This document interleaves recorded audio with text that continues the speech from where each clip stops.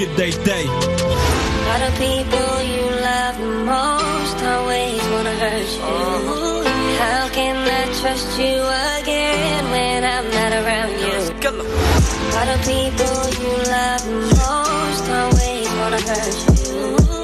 How can I trust you again when I'm not around you? Nee nañ ko dundu gis waaye est-ce que mës nga gis nit bu fi dundu bis deewal ak bénéfice a trosin gat wóolu naa gas su may dee ñu may suli bro yóbbul ci bak game over xam nga léegi piis bi du wéy démb du tay man gëmatuma kattal sa naw nega neew naaw du ma saaga sa nday lu mu dee lu mu cool merde ci fay maa gën a cool ku la gën a cool samay cuus yi nga yàgg put am yàlla jox la maa ngi dégg say wax di doome raame mais coow li du jip ci man nga raame na nga dox nag ma dox nag dama yàgg fil na les raayu jëm ci ndox la alright All the people you love most always wanna hurt you. How can I trust you again when I'm not around you? All the people you love most always wanna hurt you. How can I trust you again when I'm not around you? di ko xamanteni ma nga bàyyi ko ca Vélingara waaye nag leeral na ni ci mbokk léboom yi tamit am na fa wàll ndax ma nga fële également ca Wakam di waajal nag la sortie d'une vidéo bu ñu naan Góor du Fàtte nag loo xamante ne un projet boo xam ne mu ngi siy liggéey te yàggatul dara mu mën ko jox les téléspectateurs mais également on va revenir sur son parcours également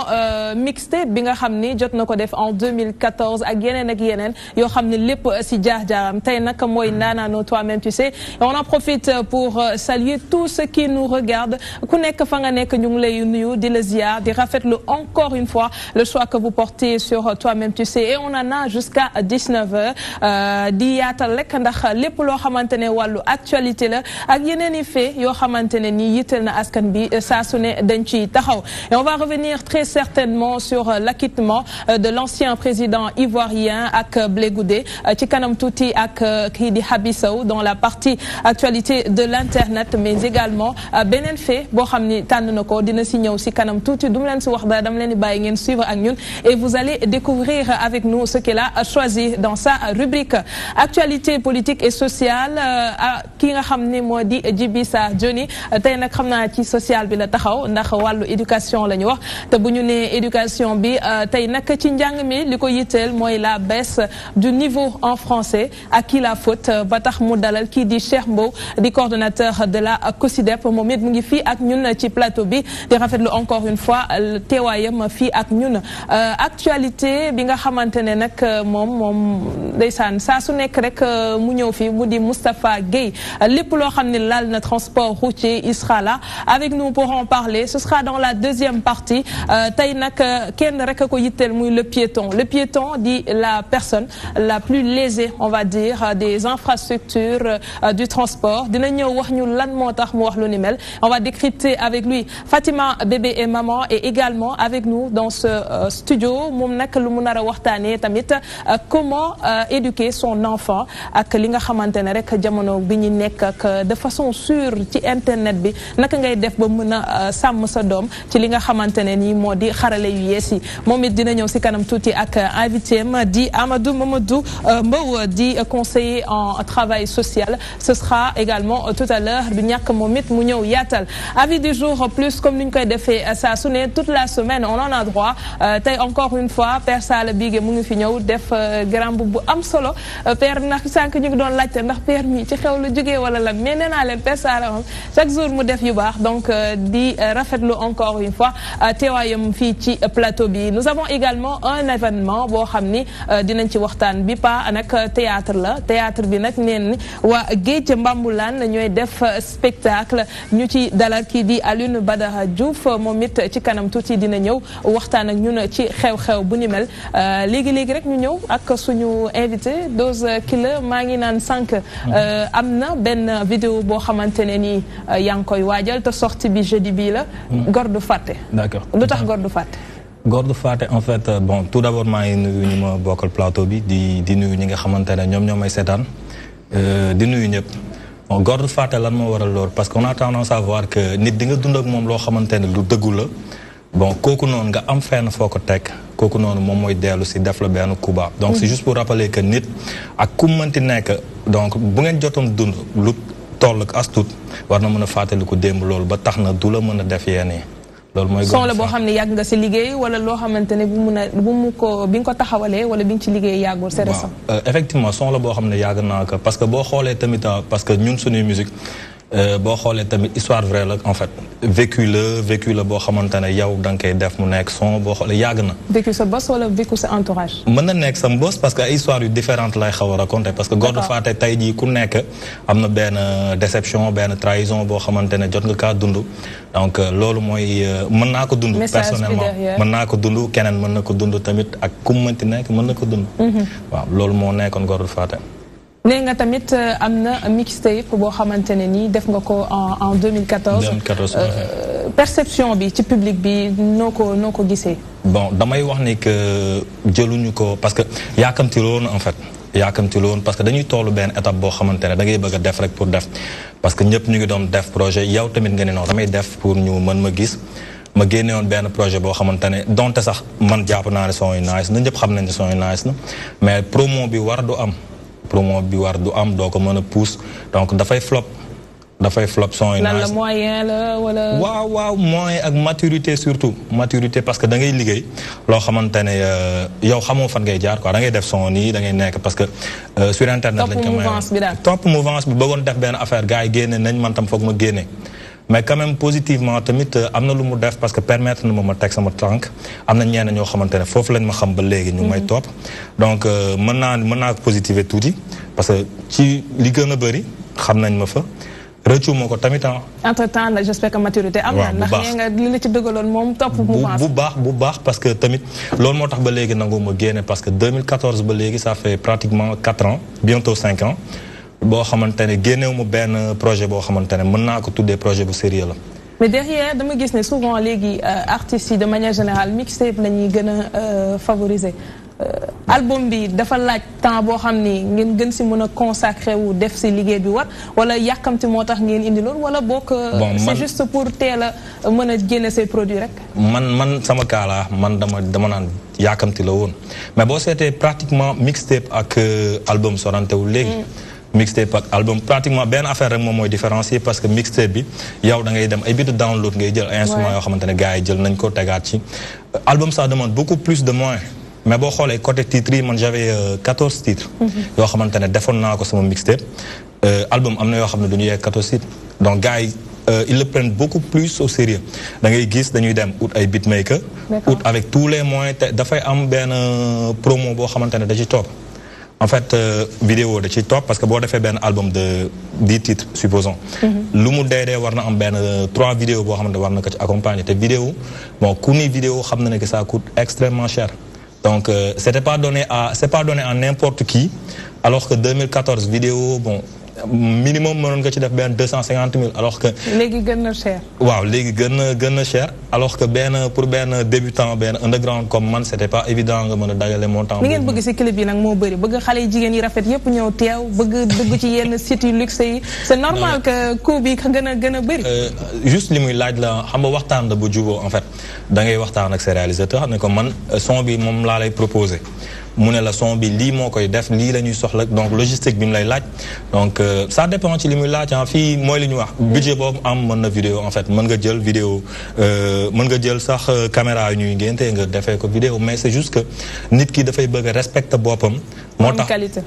bëgg lu am qualité moo tax tey tu peux pas te permettre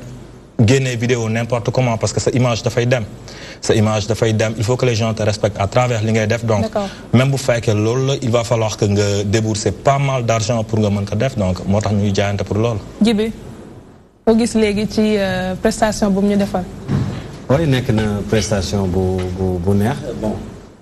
déglu ma carrément li nekk ci biir son bi carrément mais tempo beeg ak également vidéo bi sànq maa ngi koy xool. mais comme li nga wax nekk na lu am solo ñoom tamit bu ñuy bon je parle des rappeurs quoi bu ñuy def yenn vidéo yi doon nay baax ñuy dund li nga xamante ne nii mooy li am ndax des fois gars yi di gis ne luxe bi la ñuy jiital man bokk man boo xam nga moom parfois dañ may taxé ne pana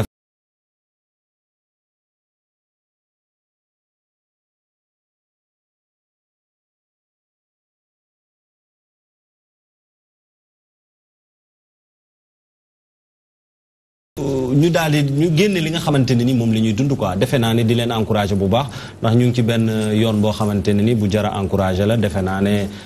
moom ak yeneen i gars mais bi ma déggee dose kilo bi nag moom bëggoon naa xam luy dose kilo man luy dose kilo man bëgg naa ko xam. donc bon waaw voilà mën naa ko tontu wala ma xaaral. waaw non tontu ko kay léegi. dose kilo en fait bon dose benn tour la boo xam ne depuis temps bi may def seconde dama doon sol benn yére bu ñu doon def double dose explosive benn marque la woon DDP. bon tout le temps dama bëggoon yére boobu noonu en fait léegi les gens bu ñu ma doon xool fu ñu ma fekk dañ ma naan sa yére bi dose léegi comme bon Doudou Diop laa tudd. marque bi DDP la woon léegi comme Doudou Diop ñoom ñu jël ko ne ma non double dose ma jël ko double dose il fut un temps ma doon rap ci benn texte ma jékki-jékki naan dose is a killer rek gars yi ne ma dose killer noonu la tour bi ñëwee franchement. ba law Père Sara. waaw surtout li mu wax ci goran gor du fàtte. waaw gor du fàtte doon gor yomb na mais gore moo jafe gor su gore du fàtte. parce que doon gor ñaari gor bu ñu la julee gor ga mais pour nga wane nag sa ngor il faut nga gore moo tax seen texte bi riche na trop macha allah. te période bi ci loolu lañ toll xam nga yaay wax sa Fatima bébé et maman naka la ñuy war a mën a yare sa doom. donc yooyu yëpp da ciy mën di dugg tey même sama avis du jour tey wallahi bi may jógee sama kër tey ci loolu laa naroon wax. ci ngor ak gore moo tax montre yu baax yëpp bokk heure ma koy encouragé parce que il faut ñu am xale yu mel nii di génne ay textes yu am solo xoolal 3 mois ci ginnaaw yi fi génn yëpp kenn xamul lan la ay wuy yaay ak yuuxu ku la dóor yooyu lañ bàyyi yooyu lu ñuy wax yi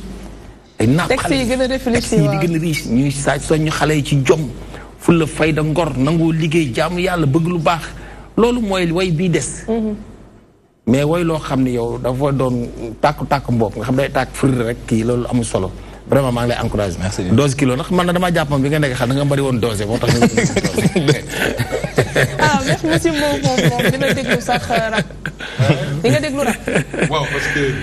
booy seet comme ni ko doyen Sala waxee booy ut message bu profond lu ci ëpp si ñoom koy amee. donc côté boobu moo tax ñun ñu leen di encouragé. ensuite ñoom it booy seet mun nga leen tuddee jàngalekat. xale yi ñu maîtriser li rapport bi wax moo gën a yomb mu maîtriser le son. donc ñoom li ñu war a joxe dafa nekk ay message yu fort parce que war nañ sóor ne am na xale yoo xam ne dañ jàpp. beneen mooy li ma charmé ci li ngeen wax mooy fan la jógee Vélingara.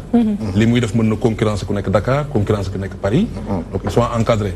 donc vraiment nos encouragements. merci bien. alors dose taxi. waaw bon tout à fait man moom ñi ma xam nañ ne carrément taxi dama ci appesantir bu baax a baax. yaay bind. man maay bind xam nañ en fait loolu dafa yàgg ci man en fait déjà damay bind ma am des fois ñoo xam ne dañ may rectifier su ma defee loo xamante ne baaxul déjà dama koy nuyu au passage parce que sama benn frère boo xamante ne Vito la tudd dama doon ñëw bind benn texte mu ne ma baaxul dafa ma doon xas ba may jooyee en fait je me disais que kii bëggul man ma avancer te à la fin dama ko doon nëbbatu dem feneen mais à la fin bi ma demee bay def affaire yoo xamante ne c'est positif nit ñi ñëpp di ko apprécier ma am benn retour boo xamante ne dama ko woo ma ne ko franchement maa ngi soog a xam ne da nga maa bëggoon parce que li nga ma doon tere ne ma non sa temps jotagul maa ngi soog a xam ne te léegi damay bind texte bu ma bind franchement du bii mais damay bind texte yoo xamante ne moo gën a xóot nit ñi dañ may woo ne ma yow yaa ko dund wala parce que damay bëgg nit retrouver wu ci li may def. mais sànq son bi ñu defal fii dégg naa si ngay wax dund gis dund boobu dund gis la wala da ngay gaar wala clash la wala dama ne nee nañ ko dund gis waaye est-ce que mës nga gis nit ku fi juddu bis deewaale bénéfice maanaam nit ku nekk bu deewee amul leen lu muy yóbbaale. maanaam lépp lu ñuy mbuboo tey ci àdduna la maanaam nee nañ ko dund gis di nga dund certes di nga gis lu nekk. mais bis boo deewee li nga amoon ci àdduna li muy bëri ak li muy néew doo ko yóbbaale. dëgg la maanaam nit ku nekk boo deewee amoo benn bénéfice lu dul ay ñaan yi ñu la yóbbaale. très bien donc merci loolu mooy bénéfice bi. merci beaucoup Dose Killer dinañ ñëwaat si kanam tuuti ak moom gën a wëyal waxtaan bi dans la deuxième partie léegi ñu def Actu Buzz ak Habi Sow.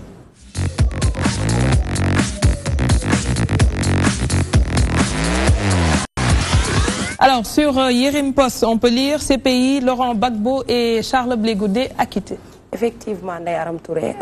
Laurent Gbagbo mi nga xamante ne moo nekkoon ancien président bu Côte d'Ivoire ñu jàppoon ko en 2011 moom ak ancien ministre de la jeunesse bu Charles Blé Goudé ñoom ñaar ñëpp acquitté nañ leen tey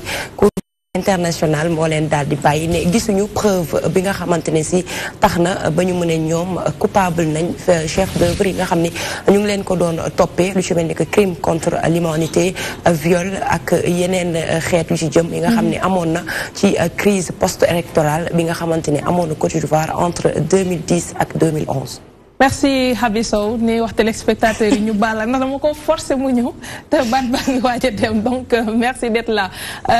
ñu ñëw si monsieur Cheikh Mbow info bi ba nga ko déggee tey rek ci suba xëy lan nga xalaat comme réaction ba nga njëkk am ak ban commentaire moo njëkk a ñëw sa xel. ben li njëkk a ñëw sama xel mooy nan la ko ivoirien yi moom dossier bi nan lañ ko jàngatee. donc loolu ça m'intéresse amaguma tontu bi. mais dana am solo ñu xam ñoom ban perception la ñu am ci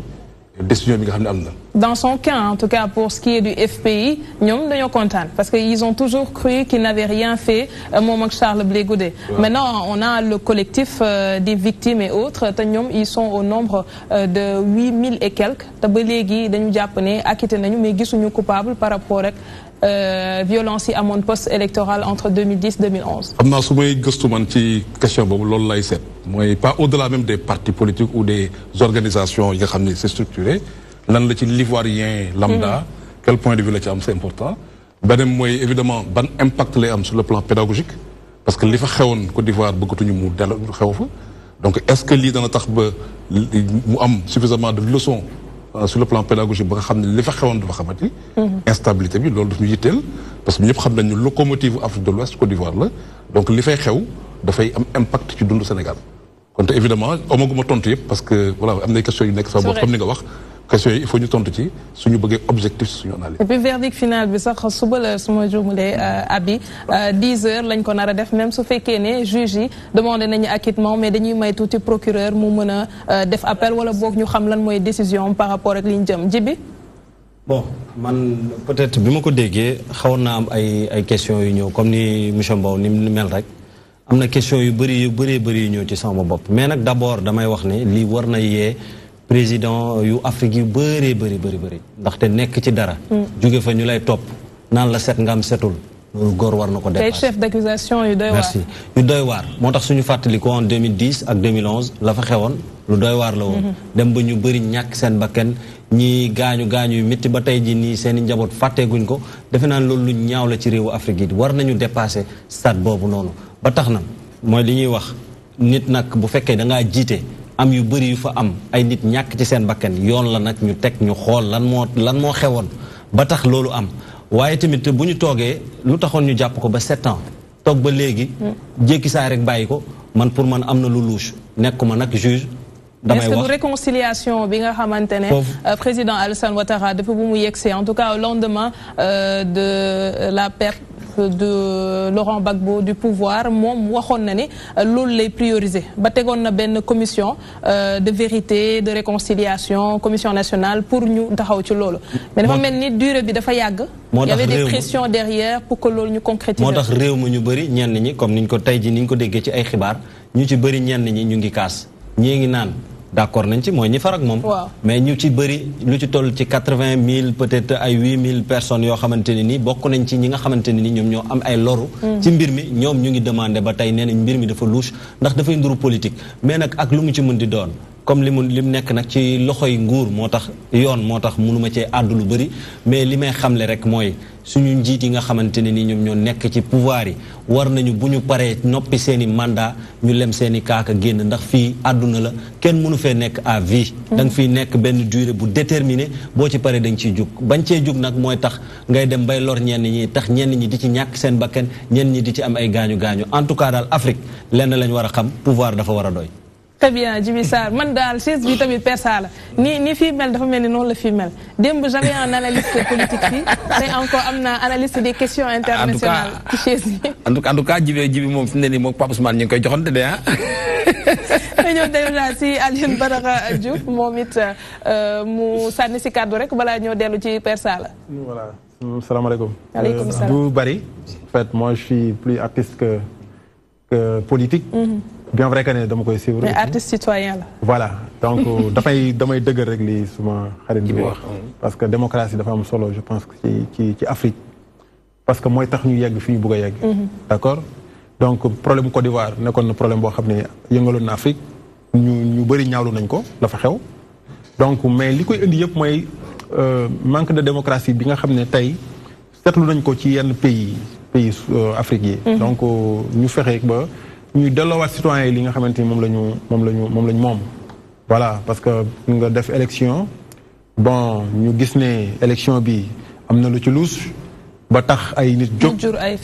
ay fitna loolu war nañ ko moytu ay nit dees yi loolu dafay wane rek ne en fait ñun toujours ñun citoyens yi ñooy loru ci yenn problème yi donc malgré tout ñi ci deewoon yëpp tey ñëw nañu xëy un bon jour daal dinay waaj plus de 3000 voilà donc loolu lu ñaaw la loolu ñun duñ ko mën a rafetlu donc dañuy ñaanal yàlla rek ñi nga xam ne ñoo ci génn àdduna yàlla yërëm leen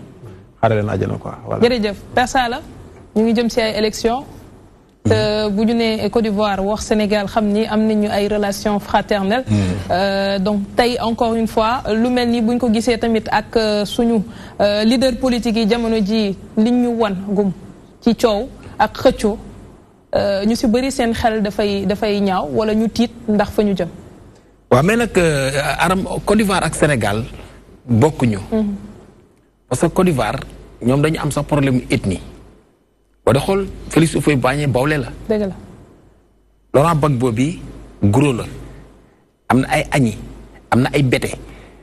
comme ñun tey Sénégal tey ni ma mënee fekk tey benn séeréer. ab yi fekk benn séeréer ni ko sama jaam rek mujj ci. Bawle bu gisee bete ni ko sama jaam danañu reyante.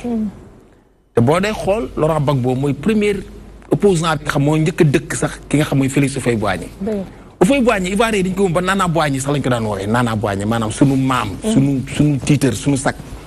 Gbagbo mooy ki ko njëkk premier opposant boo xam ni. moom moo njëkk a contre nguur Houphouët-Boigny. Houphouët-Boigny gisee loolu amoon na benn moment sax Gbagbo dañ ko xawoon génne Côte d'Ivoire. parce que man l'année le 26 octobre 93 laa wàcc Côte d'Ivoire Houphouët-Boigny mi ngi desee le 26 octobre 93. ñu dej teg funérailles bi ba le 31 décembre. pour symboliser jour bi donc Côte d'Ivoire xam naa ko dëkk la bu mu miin lool mais li am foofu bokkul ak ñun boo dee xool le cas de Robert Gueye tey li indi problème bi day xool le cas de Robert Gueye Gbagbo dafa demoon ba jàpp ni moom actuellement moom comme Houphouët-Boigny dem na rek Houphouët-Boigny bi mu demee Alassane Ouattara bi moo nekkoon premier ministre. Arikona Bédié moo nekkoon président assemblée nationale. Ouattara bi mu ñëwee def déclaration ni premier ministre ma assuré intérim bi automatiquement RTI rajo télévision kii ivoirien yi doon ko coupé ci guddi gi la Arikona Bédié ni moom mooy président assemblée moom mooy assuré intérim bi. coow yi foofu la commencé. rébellion bi commencé di jóg ndànk ay Yamoussoukro ay yeneen dëkk yooyu ñu commencé di jóg Bawle yi ànd ak Bawle yi Bété yi ànd ak Bété yi añi yi ànd ak añi yi ba Robert Gueye le cas de Robert Gueye gis nga ni ñu ko reyee tey loolu moo kon parce que Alassane Ouattara bii dañ doon wax di ivoirien burkinabé la. xam naa ni monsieur Mbow dina xam histoire bi may wax. moo tax gis nga lii góom bu demoon bay wér la ñu xolliwaat ko. bi nga déggaat yeneen coow Côte d'Ivoire 25 ans je pense bien suñu juumulee si diire boobu. ñu ngi naan ba léegi ay affaire de ethnie ay caste et tout mais loolu tamit dañ koy dégg sax Guinée parce que si élection présidentielle bi weesu rek doon nañ ko wax entre ñaari leader. moo tax ñun suñu chance le président Léopold Sédar Senghor nañ ko gërëm bu baax parce que moom moo fexe bu dugal loolu ci dëkk bi dafa daan def discours ba mu yàgg sax ni tukulóor yéen sama jaam yi moom séeréer la donc affaire boobu di dund ci ñun cousinage boobu di dugg boo demee sax Casamance boo dee séeréer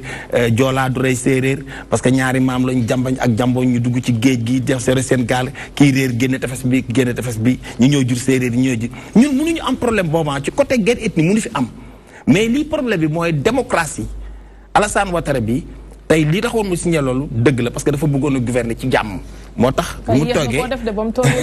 voilà léegi ne diine boobu mu def ak bakkan yi ci tëdd nag tey imagine toi ku ci sa mbaajur tëddoon tey wala sa frère tey waa ji ñu xëy génne ko noonu il faut nga am loo yëg ci sa xol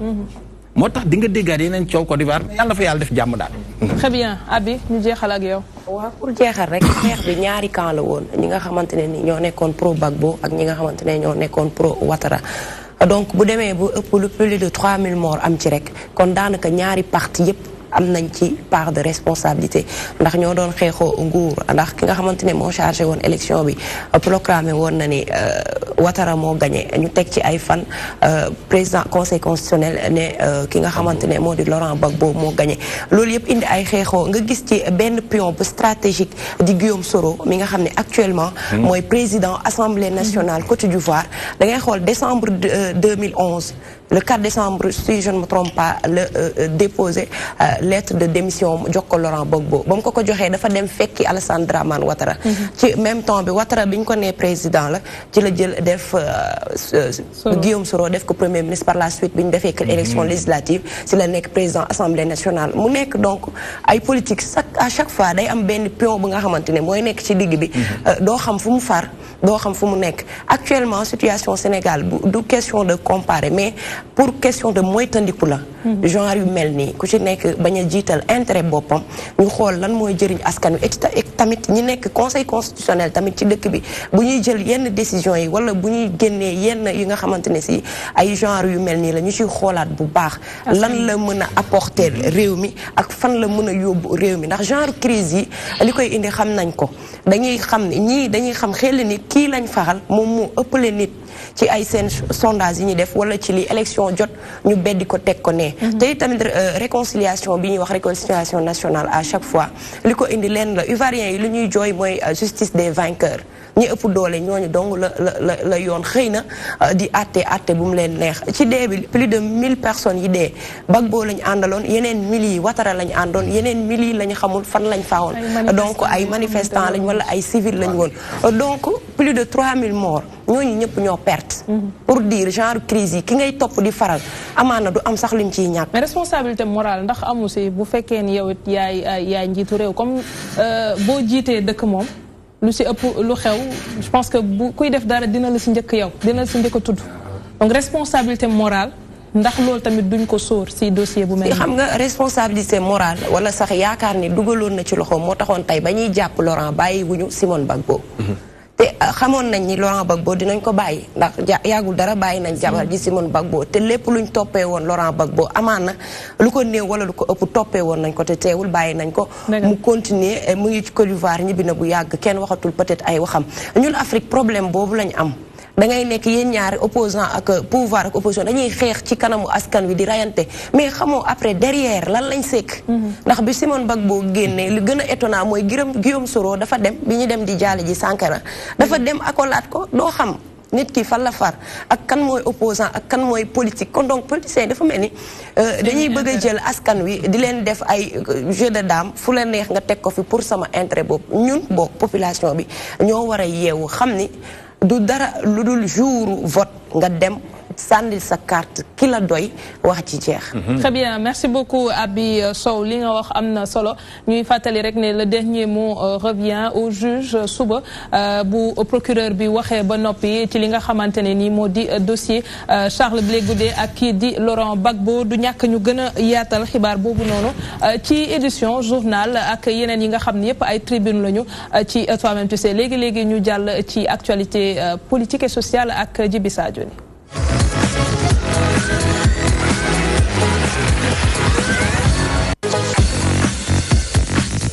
Baisse du niveau des élèves en français, Djibi, à qui la faute? À qui la faute? defe naa ne balaa may mën a tontu ci loolu wala ñuy waxtaan ci gën cee xóot. parce que baisse niveau en français la ñu wax même bu dul ndongo yi rek mais ñëpp la. damay bàyyi rek ñu seetaan bi les vidéos bu ndaw rek après su ko defee ñu ñëwaat ci plateau bi. Il y a des voleurs partout ici. Oui. Mais parfois, il y a la police qui fait des rondes à partir de 1h du matin ou bien à 2h du matin. C'est une femme. On a agressé ça. On a volé son sac là. Il a 200 € dans le sac. Le jour là, il a commencé à agresser les femmes là. Et les femmes là sont en train de crier. Ouais. J'étais à la maison, j'ai en train de crier. Mais on a tout tenté. Il y avait une fille à l'intérieur qui était en dormation avec son petit frère aîné. Mais son frère aîné, c'est lui qui est le premier à se réveiller pour heurter la porte, crier. Et les femmes aussi ont recrié. On a pris qu'il y a des hurlements d'or. Comme il y a quoi? Ça a fait 5 minutes au moment où j'ai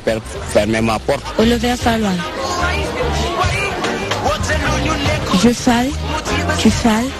il sale, nous salons, vous salez, il sale.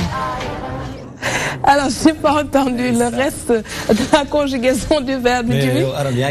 Mais dans le lot, il n'y a pas que des étudiants. Il y a également des personnes lambda. Donc, dañuy génné xawa génn tuuti classe bi. Niveau français bi lañ wax. Ndax té ñun Sénégal dañoo dem beneen langue bi ñuy utiliser mooy lan kalamay waaw nasaraan la ñuy utiliser mais ñu gis ne bi ci mujj sax la ñuy commencer mooy élève bi ndongo bi ñu ne ko falloir verbe bi conjuguer ñu ko mënu ko sax conjuguer monsieur Mbow ñu gis ne tey jii nii yow la ñu dalal di ki nga xamante ne ni pour rappel Aram mooy coordinateur bu coalition des organisations en synergie pour la défense de l'éducation publique mooy COSYDEP gis nga vidéo bi defe naa ne kenn mënatul làkk tubaab bu jub waaye nag mbir mi di gën a dem. mais ñu bëri mënatuñoo làkk tubaab bu jub bul ne kenn. ñu bëri mënatuñoo làkk tubaab bu jub mais mu mel ni nag affaire bi bon dañ ko minimiser quoi yow ban lecture nga ciy def. waaw xëy na tàmbali ci puisque xëy na ñoo ngi fi ñëw depuis 2019 ñoo ngi fi soog a ñëw souhaité leen une très bonne année 2019. merci beaucoup ñi ñuy seetaan ak yëpp. di rafetlu évidemment waxtaan bi. di wax ni nga ko tuddee baisse du niveau des élèves en français. doon naa xaar aussi que Djibril bis mu seetu ñu le niveau des élèves ou des Sénégalais en wolof. ou en pulaar dans le séeréer léegi jaxasoo na loolu France bi dugg na ci duggaay bu ëpp solo. dana am solo aussi ñu seet baisse niveau wu ñeneen acteurs yi des journalistes. parce que seen niveau en France fan la toll. des dirigeants ñi nga xam ne ñoo ñu yore de nous autres les leaders de la société civile et cetera pour dire que mën na nekk un problème boo xam ne dafay gën a yaatu. l'école bi parce que l'école bi société rek en miniature. donc loolu mooy li nga xam ne moom lañ ci njëkk a gis comme mbir. bu ci topp mooy ñu ne bu ñuy xool baisse du niveau li koy waral xëy na bëri na en français benn ci li koy waral mooy booy seet déjà il faut ñu confirmer que ni baisse du niveau bi am na par des études. booy seet ñun bi ñuy gën a nekk élève ivoirien sa moromu ivoirien bi nekkoon fii puisqu'on parle de Côte d'Ivoire bu làkkee français moo la gën a aay ci làkk français. waaye bu ñu bindoon ñoo leen gën a aay. donc niveau bi foo koy nattee est-ce que ci bind bi nga koy natt wala ci oral bi la. booy seet suñu culture ñun en tant que francophone de manière générale du làkk du wax aayu ñu trop ci wax da ngay dem gis des Ghanéens bu ñu lay làkkal anglais ils sont plus à l'aise mais xëy na à l'écrit on peut avoir un niveau meilleur donc. yooyu yëpp mooy ay questionnements yi nga xam dañ koy poser. pour seet ndax sa question bi fi ñu toll ba fan la ñu am ay réponses factuelles ak ay faits. yoo xam ne moom mooy prouver évidemment le niveau. mais bu ñu déggee ñi nga xamante ne ni ñoom ñooy dirigeants yi bu ñuy wax rawatina jëwriñ yi ñu dénk wàllu njàng yi muy bu tuut tànk bi digg doom beeg ñëpp dañuy jàpp ne njàng mi dara sikku ci te moo ne tubaab bi ñuy wax yow wax nga ko léegi bu njëkk tubaab bi kàllaama bi ni ñu ko doon làkkee baax na léegi baaxatul ndax am ñi nga xamante ne nii ñoom ñoo mujjee ñëw ndax am ci yàqute gi ci ñoom la ñëwee wala. waaw mais c'est-à-dire que xam nga niveau français moom comme làkk yëpp du français kese muy anglais muy. non mais bii da cee gën a quoi niveau wu làkk mooy bu nekkee da nga bëgg sa niveau wu làkk jëm kaw il faut nga koy làkk dañuy wax làkk dañu koy làkk il faut nga koy wax ñun suñuy kër ñi ëpp si ñun bat na lu tolloog plus de 70% du ñu làkk français seen kër. donc amoo occasion wax ko bu njëkk dañ la doon forcer pour nga koy wax ci école bi. yaa ngi fàttali ko bi ñuy génnee. seen symbole. parce que dañoo ut ay stratégies yi nga xam ne dana la pousse pour au moins làkk bi nga koy làkk. actuellement symbole yooyu presque xewi na. te kër ga doo ko fa làkk donc occasion opportunité yi nga am pour làkk français dafay nekk lu néew trop. loolu benn la bis topp mooy bu njëkk doon nañ fexe ba xale bu dee buy ñibbi këram dañ la doon touché li ñuy wax touché. touché la ay livre boo doon ñibbi sa kër da nga ñibbeek livre donc boo demee kër ga di ci nafar di ci fo. tey jii livre yi en tout cas manqué waaye boo xam ni. garanti woo ni xale bu ne maintenant bu demee këram am na livre boo xam ne moo ngi ci nafar. yenn saa yi doon ko def bu njëkk doon nga ñëw di abonné wu man maa ngi doon centre culturel français. ñu bëri suñu génération ngay abonné wu dem ci bibliothèque. tey bibliothèque presque xewi na xale yi dootuñu liirati donc amatul bibliothèque bu njëkk booy comparer toujours da ngay gis ni. ki nga xam ne da doon làkk français li ko su doon jariñ moo doon fànn yooyu en terme d'accompagnement léegi nag yooyu bu nekkee environnement lettré bi yàqu na amuloo occasion wu làkk français même ci administration bi demal n'importe quel ministère boo deful ndànk boo fa laajtee dara wolof lañ lay tontu. ñëwal fii DTV su may waxtaan ak yéen ku moytu wolof lañ koy nar lijjantee demal ci et cetera donc environnement bi ngay tax mu mel ni affaire bi dafa dem ba gën a yaatu ndax dem nga ba wax ne jàngalekat bi waajur bi journaliste bi laal nga sax journaliste yi mais mu nekk niveau boo xamante ni secteur yëpp la kon secteur yëpp waaw ah ba ci société civile bi mais foofu tamit est-ce que yaakaaru leen ni yéen tamit affaire bi amu leen ci part de responsabilité bu bëri ndaxte bu ñu seetloo yéen a waroon di taxaw jéem a indiwaat yooyu fi nekkoon te taxoon niveau bi français surtout gën a dem mooy lan ay symbole ay bibliothèque yooyu mais bu ñu xoolee yéen bon symbole bi ku ñu dóor xale bi sax bu demee këram ñu dóor wala ci école bi ñu dóor ko bu jooyee ngeen jug yëkkati seen i kàddu ndax am yéen bokku leen ci ñi yàq niveau français bi. waaw man de li may xeex du defaraat niveau français bi bokk sama préoccupation li may xeex mooy nan la ñu dugalee làkk askan bi ci biir. langue nationale. parce que loolu bu ñu ko fa dugalee même niveau français bi dana faju xale am nga ci yaakaar ne bu ñu jëlee kàllaamay kocc bi dugal ko ci langue bu. non du kocc rek am na yeneen langue nationale loolu sax am nga ci yaakaar. day defar làkk français bi y compris. mais est-ce que mënu ko yàq tamit. non du ko yàq xam nga lu tax. parce que bu nekkee di làkk la boo xam ni comme ni ñu wax doo ko làkk ci kër ga. amuloo occasion da nga koy jàng nga jàngee ko ci làkk boo mën mooy gën a yomb. donc jàngee ci sa làkk dana tax nga gën a mokkal arabe bi gën a mokkal anglais bi gën a mokkal français bi. donc ñun loolu mooy suñu ngëm-ngëm donc il faut que ñu dugalaat làkk national yi làkk national yi sax mën naa suqaliwaat français boobu nga wax ak anglais geneen en tant que nag médium maanaam fa ngay jaar pour jàngale bi ñuy jàng alxuraan ñun ñëpp mais ci wolof la sëñ bi di wax ak ñun ba ànd ak ñun ba ñu mokkal li ñu mokkal donc mokkal bi dana gën a yomb ci fànn boobu ñun loolu bu ñu doon seet ni combat boo bëggoon ñu mëne ko ci fànn boobu la jëm beneen bi mooy ñu bañ a fàtte leen mooy fi ñu toll bu ñuy wax affaire français ak langue yi ñu bañ a jàpp ni français suñu làkk la parce que dafa mel ni Sénégal buñ dee déglu sénégalais yi di xool sénégalais yi dafa mel ni nanguwuñu ni français mooy seen langue première mooy seen langue officielle fépp comme ni ma la wax administration foo mënti dem wolof bi dafa dominer loolu làkk national en tout cas dafa dominer loolu français bi donc loolu daal. Alors, nous en venons à notre invité pour la rubrique bébé et maman ndax moom it professeur la di Abdoulaye Mamadou Mbow mais xool rek ndax d'accord nag beneen monsieur Mbow bi on a deux Mbow sur le plateau monsieur Mbow léegi Djibi mi ngi wax si baisse niveau en français de manière générale duñ ko wékk rek élèves yi mais tey dafa am ay facteurs yoo xam ni moom la ñu jàpp ne xëy na moo ko indi ndax yow yooyu nga gis maanaam ne déjà français bi du suñu làkk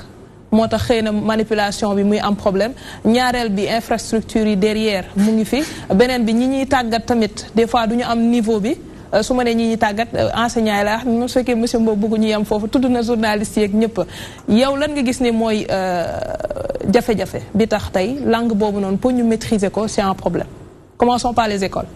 jërëjëf dëgg la professeur laa woon mais léegi nekkatuma ci enseignement bi quand même depuis 2008. parce que conseiller en travail social la maa ngi ci social bi mais xam naa tuuti ci éducation bi donc di leen nuyu aussi ñëpp loolu Cheikh Mbow nga xam ne moo jiite aussi dep je rappelle que aussi vraiment jàppal nañu trop bi ñu nekkee Kédougou ak Tamba et je suis vraiment heureux pour me retrouver wu ko fii. du yéen ñëpp aussi particulièrement aussi à Grand Sala Bégué mos naa ko fekk oxygène yàgg na nag vraiment mu accueillir ma orienté ma ci lu bëri fàtte na ko di remercier aussi ñooy fekk ñëpp man lu ma ci bëggoon yokk rek mooy li Cheikh Mbow wax xam nga tamit suñu wax baisse de niveau il faut ñu teg ko ci ay firnde yu leer parce que il faut mu am étude parce que soo nee baisse de niveau il y a un problème de contexte qui se pose est-ce que ñi nekk actuellement nii seen niveau dafa baissé par rapport à qui et pourquoi xam nga làkk soo koy làkk en fait langue c'est des automatismes tant que doo ko wax rek doo ko maîtriser muy làkk bu munta doon et seetlu nañu tamit aujourd'hui par rapport ak avant xam nga wax na ko man dama jox sama exemple ñun bu njëkk ba da ngay dégg sa làkk comme man par exemple damay làkk pulaar bu leer nañ dama ne est-ce que du le fait par exemple dans ma famille ñu may làkk pulaar bu leer man nàmp ko mun ko wax est-ce que jéewul aussi sama maîtrise de la langue française d'accord peut-être mun na am relation benn bi mooy aussi environnement lettré bi dafa ci amoon solo bu njëkk ba soo jàng xëy na léegi dafa am changement mais lu gënoon bëri mooy livre dafa amoon solo ci nit ñun ñëpp dañ doon am goût da ngay yàkkamte lire base yi nekk au programme ñi lire léegi ci plateforme yi lañ koy defee ci ñoo xam ni français ba sax leer mais boobu lecture en diagonale la xam nga bu njëkk ba da ngay lire ouvrage bi nga xam auteur bi mooy kan nga xam chapitre yi yenn saa yi même les belles phrases da nga ko doon noter ci benn calepin nga koy citer ay citage mais aujourd'hui amatul donc y a un problème par rapport à ce niveau là et ensuite aussi langue officielle là, mais aussi am na cadre yoo xam ne vraiment du ko favoriser parce que man mënuma comprendre nga nekk dans une école boo xam ne peut-être le médium utilisé c'est le français. Oui. Pour man français nga war a jàngale parce que la langue officielle c'est le français yow bi de formation école normale supérieure aujourd'hui le FASTEF comme que français lañ la ko jàngal mais yow tamit da nga war a jàngale en français mais da ngay dugg malheureusement bon waxuma bu ñu làkk langue nationale waxuma loolu de mais su fekkee médium de communication bi français la soo koy jàngale moom nga war a jàngale mais yéen jigéen ñi surtout sama sœur enseignante yi laay tooñ quoi séeréer yi mais da nga leen di fekk ci classe yi daanaka pendant toute la journée olof la ñuy làkk mala pulaar la ñuy làkk mala séeréer la ñuy làkk dama lay laajal encore loolu ci ban base scientifique nga ko wékk parce que tamit góor yi joxe cours en wolof quelque part xëy na élèves yi tamit ñoo dul comprendre nga wax ak nit mu nekk tableau nga eesi sa ba sol xamul nga ne xanaa laa ko wolof boog waaw non peut-être loolu c'est pour faciliter la compréhension dama koy wax nit di leen tooñ rek quoi mais je veux dire quand même il y a beaucoup de changements yu tax tey que duñu làkk français bi en tout cas et gis nañu aussi peut-être au niveau international dafa mel ni anglais bi dafa imposer wu quand même sur le système national et international au point que xale yi léegi soo leen waxee anglais la ñuy gën a bëgg a jàng que le français et parfois même yow mi nekk adulte da ngay génn voyager mais lu lay gën a njëkk a impressionné mooy anglais lañ lay làkk da ngay ne mais saa yi man su ma delloo Sénégal donc il faut ma def effort ci anglais bi loolu aussi mun na nekk un peu un facteur boo xam ne day fexe ba xale yi découragé pour un peu jàng merci beaucoup monsieur Mbow de parce que si un bi war a wax sànq Père Sala langue nationale yi dañ koy wax tout le temps am naa monsieur Mbow dina si ñëwaat mais depuis qu'on nous parle de cette histoire là les langues nationales l'introduction et tout dafa mel ni phase kii testé ba léegi wala étude la nekk ci classe yi bokk amagul waaw xam nga nee nañu lépp loo bëgg a xam sax mu yomb ci yow boo ko waxee ci sa làkk ci lay gën a yombe mais nag lu nekk ak fa nga ko war a jàngee ba école ba nga dem ci école français bi français dana la war a jàngal parce que ci école bi nga nekk ci classe bi mais comme li monsieur Mbow wax sànq su fekkee yow sa professeur bi lay jàngal wala sa maître bi lay jàngal ci olof lay exprimer wu di la wax yow li nga jàng ci moom loolu ngay tari mais ñun Sénégal sànq dama reetaan dañuy jël ñun suñu olof sax amuñu olof bu sedde xam nga keroog maa la ko wax da ngay gis benn copain ji bi danaan ko booy demee nañ dem gàlle Père Sala Bigué demee nañ dem gàlle Père Sala Bigué demee français la waaw nañu dem olof la gàlle alpulaar la ah Sala Bigué sama tur mais ñetti làkk yoo xam ni seet loolu du olof léegi nag pour loolu mu daj il faut ñu segg bi nag moo dul yomb parce que bu njëkk ba lu mu bon da nga daan am benn bouquin boo yore foo jëm di ko yor di jàng di lire wala nga am sax benn dictionnaire boo xam ne bu ñu la waxee benn baat boo xamul nga dem ubbi sa dictionnaire xool demoon nañu bi ñu nekkee xale dañ daan am ay kii yooyu ñu daan def ay rahan yi ay tarzan aventure dañu ko daan jox abonné wu pour que nga mën a làkk français bu normal mais pourtant ñi amoon certificat primaire sunu classe gii sunu français moo gën a jub français léegi te pourtant léegi nag la xam-xam war a gën a mën a yomb avec la nouvelle technologie c'est vrai donc li ñu naan bu sëgg yombee for jafe bu njëkk ba jàng pour nga am outil de travail pour nga jàng jafe na woon mais léegi bi ñu demee ba ñu am ko ba jamono avancé technologie am léegi pour nga am xale bu am xam-xam mën a làkk foofu la jafe kon donc y a problème ndax ñiy jàngale ñoo mënta jàngale wala ñi ñuy jàngal ñoo bëggut a jàng wala léegi dañuy seet nu mu gën a yombee rek Sénégal mel na ne lu bëri lijjanti la dañu voilà dafa diplôme yi sax dañ koy lijjanti diplôme yi léegi de xoolal bagu 2017 bi bagu 2017 dinañ dem ci kanam tuuti boo ne bagu 2017 la am ñu la sa bag bi baaxul mais gis nga non c'est vrai gis nga il faut ñuy takk di jàpp di bàyyi xel ci yoo xam ne après day ñëw suñu kanam 10 ans 20 ans ñu koy wax conséquences yi muy jur te léegi ni xoolal léegi sa vidéo bi lan nga gis ay mag yi jëm yoo xam ne ay nekk universitaire nga xam ni ay étudiants la ñu mënuñu wax sax benn tubaab boo xam tey xëy na Père Sala Bigué mi nga xam ni CM2 la yam njàngum géwél la jàng sax xam na ni kii mi ngi rey Victor Hugo sulli na ko ci bàmmeel bi dammate ko reyaat ko dugalaat ko waaw xaaral monsieur Mbow ñëw si programme langue nationale yi par la tool jibi balaa ngay enchaîner s'il vous plaît waaw en fait man c'est-à-dire reetaan bi muy indi da nga bëgg mu koy indi aussi mu nekkee suñuy làkk réew booy seet tey boo doon déglu nit muy damm yàq ci làkk réew mi du indi benn reetaan c'est normal damay tooñ politiciens yi actuellement ñoo ngi ci campagne bi da nga gis du leen neex la ñuy bindee message di si def ay fautes yu rëy te du gêné kenn mais boo defee benn phrase en wolof wala dans les langues nationales wolof pulaar ñu la neex la ñu koy bindee seen turu coalition yi xool ko demal seet seen slogan yi ñuy bind du ñu respecté norme yi yéen journalistes yi ñu nekk presse écrite bi boo liiree li ñuy bind da ngay yéemu donc loolu mooy wane ni man reetaan bi muy indi ba nit ñi am benn rigueur ci buy nit di làkk français ba fàtte sax fonction communication bi parce que xale yi lu mën ci demee li ñuy wax xam ngeen ko te ba pare sax Cheikh doguma la xam nga loolu ci gën a metti léegi suñu taxaw naan nga baal ma sama olof bi leerul te doon sama français bi leerul waaw boobu généwul kenn donc man dama bëgg aussi ñu am rapport boobu ak suñu langue donc man xam naa waxtaanu Jibril bi foofu daal la ma gën a orienté nañu am rapport boobu bi ci topp mooy bu njëkk booy seet français bi comme je disais que dafa général fépp la bu njëkk président de la république mooy Senghor Léopold Sédar Senghor dégg naa ministre am amul woon fitu bind loo xam ne nii dafa dëng ci amul benn exigence jàngalekat bi bu ñu koy formé aussi fànn boobu aussi làkk ba dafa doon am solo donc doon feeñ day dem ba feeñ ci ñun ñëpp day feeñ ci acteurs yi ci nekkee parce que lii xew ca école ba rek parce que école ba société la sànq maa ngay wax moom rek mooy nar a xew ci biti maintenant nga ne langue nationale yi fan lañ ci toll Sénégal ba léegi dafa nekk situation pilote ñoo ngi essayé rek ma essayé na bu mu jeex gis nañ ni li ñu essayé ñor na sànq suma doomu baay bi nee na boo demee ci classe da ngay fekk jàngalekat di utiliser wolof kon dafa mel ni wolof bi wala làkk national bi ça peut être pulaar bi wala séeréer bi imposé wu na kon léegi dañu war a nangu loolu bu ñu ko nangoo ñu ne même pour ñu mën a accéder ci français bi pour ñu mën a mokkal français bi il faut ñu nangu ni war nañu français bi il faut ñu nangu ni dañ ko war a jàngee ci suñuy làkk réew mais leneen moo ñëwaat lii sama xel si li nga wax bu fekkee politique yi ñooy juum si ni ñuy bindee texte yi en wolof bu ñu naree adapté texte yi yooyu noonu pour ñu koy jàng si école yi les livres dañ ko war a changer le programme yëpp dañ ko war a adapté loolu noonu écriture bu muy laaj yëpp est-ce que tey am nañu ñu mën a retranscrire loolu yëpp si langue nationale yi ba war si mën a sóobu ak tamit nan lañ koy liiree. waaw mais la réponse est oui est-ce que am na ñu ko mën oui il y a beaucoup de langues yi nga xam ni c'est suffisamment éprouvé ba nga xam ni am nañ outils yëpp pour dem ci est-ce que jël nañ décision politique pour def ko c'est peut-être là la question maintenant boo ko jëlee du nekk loo xam day am tey et maintenant da koy planifier mais décision politique mooy da ngay planifier introduction langue bi nii la war a toll mais mënoo nekk éternellement espace pilote demal Acadie benn région bu nekk biir Canada ñoo xam ne ñoom aussi dañu tëniroon ci seen français mais anglais bi ñu imposé si ñoom mais écoutez jàng nañ à partir des livres ay supports anglais dañ doon jàngee français donc même support français bii ñoo fi amagum en attendant bu ñu jëlee évidemment une forte décision politique d'aller dans ce sens là mën nañ cee jàng suñu làkk donc man daal su may tënk ci fànn boobu solo mooy suñu làkk yi mën naa tax ñu gën a mokkal mathématique gën a mokkal français gën a mokkal leneen maintenant ñu jàpp nag di français fonction communication da nga koy jëlee comme sénégalais bi ngay fekk port mu fay làkk chinois di ko làkkee du ko neex mais dana fexe ba jaay ci li muy jaay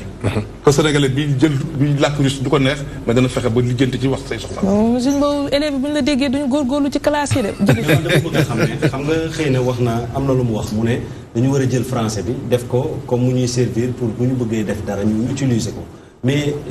ñàkkum niveau boobu noonu fan la ñu mën a yóbbu ndaxte gis nañu lacune yi da lay yóbbu ba ci sa bureau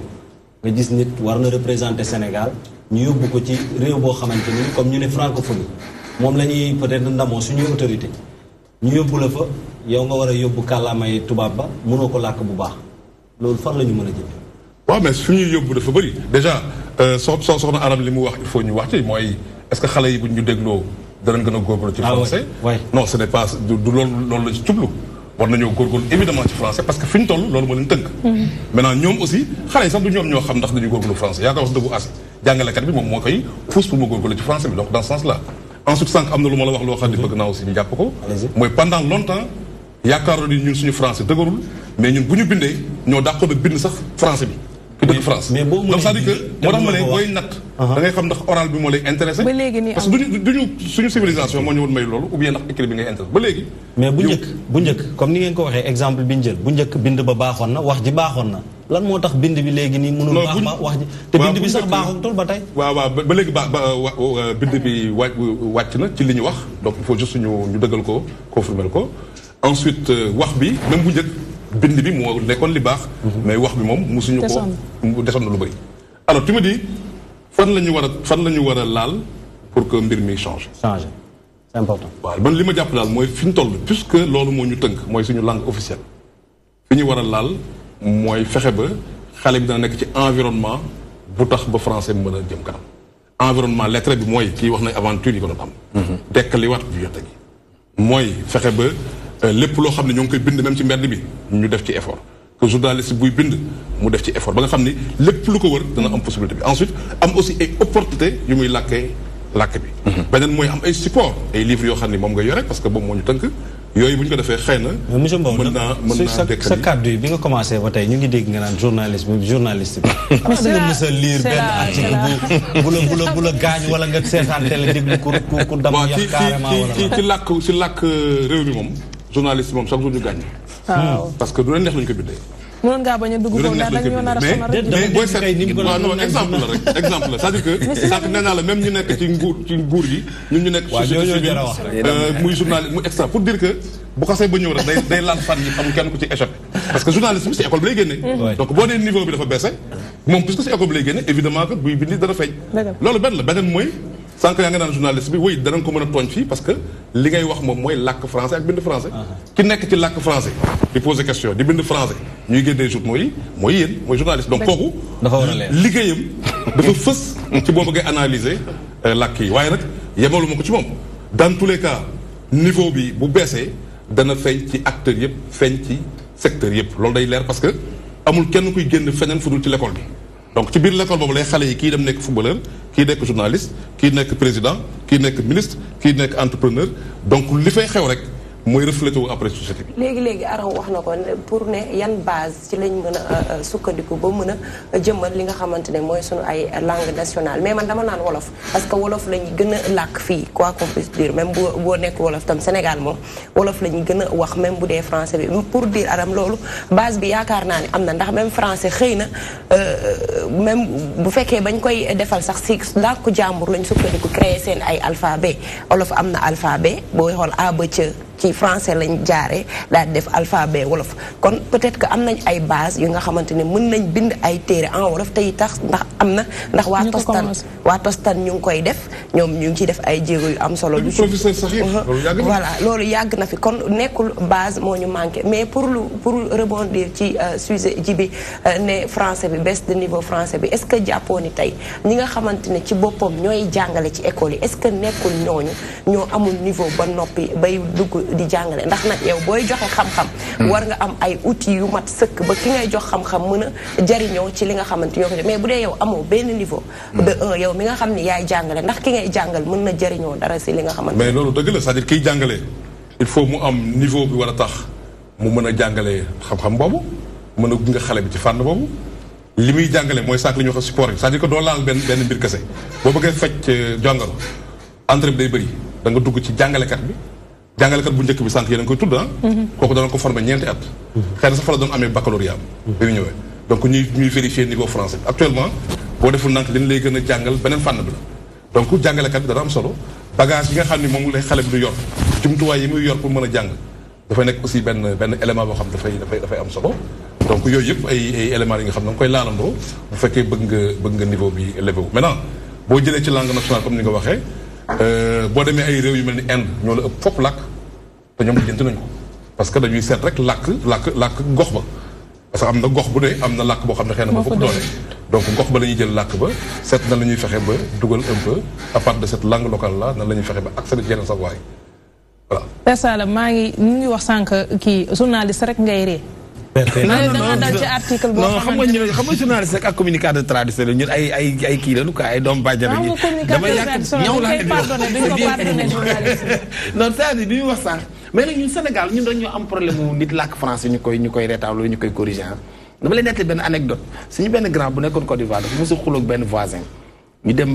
dem commissariat 2e arrondissement sans loi la ñuy tuddee foofu léegi ñoom xam nga ki ivoirien policier bi mi ngi woo sama frère ñoom lu ñu la jotee naan ko ay chose monsieur là ay chose assis ici c'est quoi le problème avec ce monsieur là léegi sunu waa ji foofu noonu làkk français garaaw la amul voyelle amul console mu ne ko il est rentré dans le ventre de chez moi dafa mu dugg sama biir kër mu ne ko il est venu dans le ventre de chez moi il me parle mal il ma saaga ndey donc ivoirien bi il ma saaga ndey bi rek la xamul mais comprends parce que il est rentré dans le ventre de chez moi moom biir jàpp na ni biir xam nga mais duñ ko reetaan mais tey yooyu France tey ku ko wax fii Sénégal am problème parce que ñun bu njëkk ba dañ daan wax les Sénégalais ñoom ñooy c'est les blancs de l'Afrique parce que fii nit ku ñuul ki njëkk a takk cravate sax Sénégalais la ñun dañuy considéré woon ay même boo demee ci yeneen dëkk yi dañ naan les Sénégalais la c'est vous les blancs de l'Afrique loolu la ñuy wax mais tey bu ñu demee ba suñu français bi di yàqu ak di wàcc fi ma nekkoon sànq foofu lay nekkat nañu xoolaat li monsieur Mba wax léegi mais ku la sutul àll waru laa jiite man ku ma sutul àll doo ma jiite. yow bu dee nañ lay jël pour ngay jàngale te amoo niveau bi mais kooku kan moo def faute bi. dëgg la léegi nag foofu la ñu war a xool muy suñu gouvernement yi ñi ñuy gouverner ñoom ñoo war a xool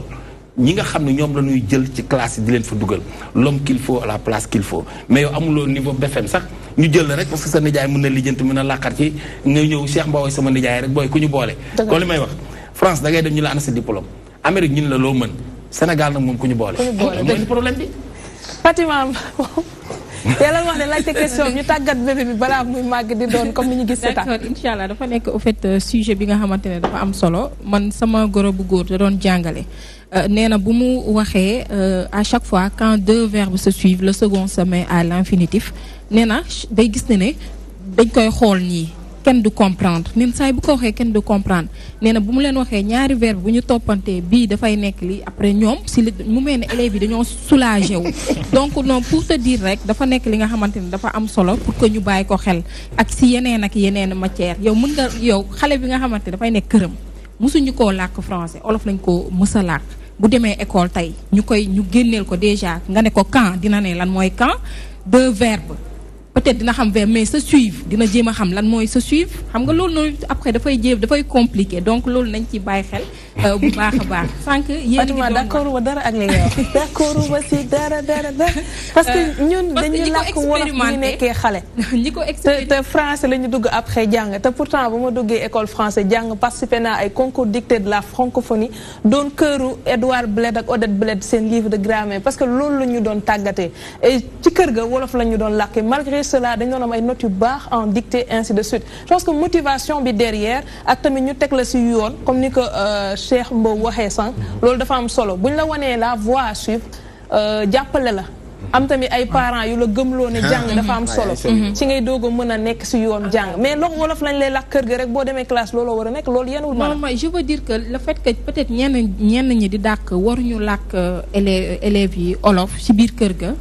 ci école ba loolu laa dàq man dama ne c'est fort possible mën na nekk ñu làkk leen olof di leen jàngal leneen ñu comprendre ko parce que ñi nga xamante ne ñoom ñooy chinois yi ak indiens yi ñoom anglais ci seen làkk lañ leen ko jàngalee ñoom ñu ngi làkk anglais mais aussi ñu ngi làkk chinois donc exemple boobu rek laa bëggoon jël léegi Djibi mu dafa laajte nee na à qui la faute tey lan ngay wax ci média bi tey boo gisee dafa mel ne savoir dootul fayati savoir ne ça ne paye plus nga gis ne dañoo am léegi yeneen modèle de réussite est-ce que tamit média bi amul tey lu mu si joué moo tax tey boo xamee ne da nga war a dem jàngi école pendant des années nga am sa diplôme pour après traîner nga gis ne koo xamante ne peut-être ci lamb ji la nekk plus tard mu romb la une très belle maison très belle voiture ak koo xamante ne footballeur la yeneen modèle de réussite mooy tax peut-être nit ñi dootuñu joxati autant de gëdd li nga xamante ne moom mooy njàng bi. merci Fatima oui monsieur. oui non c'est-à-dire que li Fatima wax oui am na solo mais dañ ciy bëgg a fàttali mooy bi ma déggee tour de table bi dafa mel ni dañuy def tuuti confusion est-ce que ñun dañuy wax jàngum français bi en tant que médium fu ñuy jaar wala ndax dafa nekk compétence je veux dire nit mën naa làkk français bu set wecc te du am mën bi du am compétence faut pas aussi ñu def attention à ça booy joxe exemple yow bi ngay nekk xale déjà il faut juste qu'on s'interroge pour savoir est-ce que yow yaa doon la règle wala ndax yaay l'exception ça c'est un élément parce que boo nekkoon élève bu bien nga nekk ci classe su 80 yow rek yaa dem ko dictée boobu génn fa ça ne signifie pas que ce soit la règle donc loolu dafay nekk mbir moo xam ne am solo beneen bi mooy jamono bi ngay nekk élève en tout cas man bi may nekk élève comme ni ma leen waxee sànq bu ñu làkkee suñu français xëy na dana dëng mais bu ñu mësoon def concours boo xam ne dictée la bind wala rédaction lu ñuy bind ñun ñoo doon raw y compris même ñi nga xam dañu nekk France donc yooyu fan yëpp dañu koy seet et enfin comme sànq ni ma wax mooy il faut ñu def attention à ça làkk français tekkiwul ñun je me rappelle man banlieue laa jànge li amul lay amoon nañ suñu xarit fii Vanvo fii biir ville bu ñu ñëwee làkk français ak seen air dafay mel ni ñoom ñooy tubaab yi kii mais bu ñu dayee ñoom concours général dañ leen duma donc pour dire que il faudrait ñu def attention ci loolu làkk ko ak am xam-xam bi amul solo réew nag bu mel ne Sénégal nga xam ne réew la bu ñuy tabax li ñu gën a yitteel mooy compétence am ay mën-mën am ay xam-xam am capacité wu jàkkaarloog àdduna mën a commerce ak àdduna boo yaa xam sax nooy làkkee chinois beeg russe bi loolu dafa am solo mais bu fekkee da nga ut nag làkk boo xam ne fa ngay jëlee compétence ou xam-xam wala fa ngay jaaree pour am xam-xam bu gaaw peut-être anglais la gën a doon que français anglais la gën a doon que français donc vraiment question la bu am solo mais bëri na ay sous question yu si nëbbatu yoo xam ni il faut ñu koy leeral balaa ñuy juum suñu analyse. parce que am na nooy waxee rek day wane ni làkk français mooy xale bi mokkal na.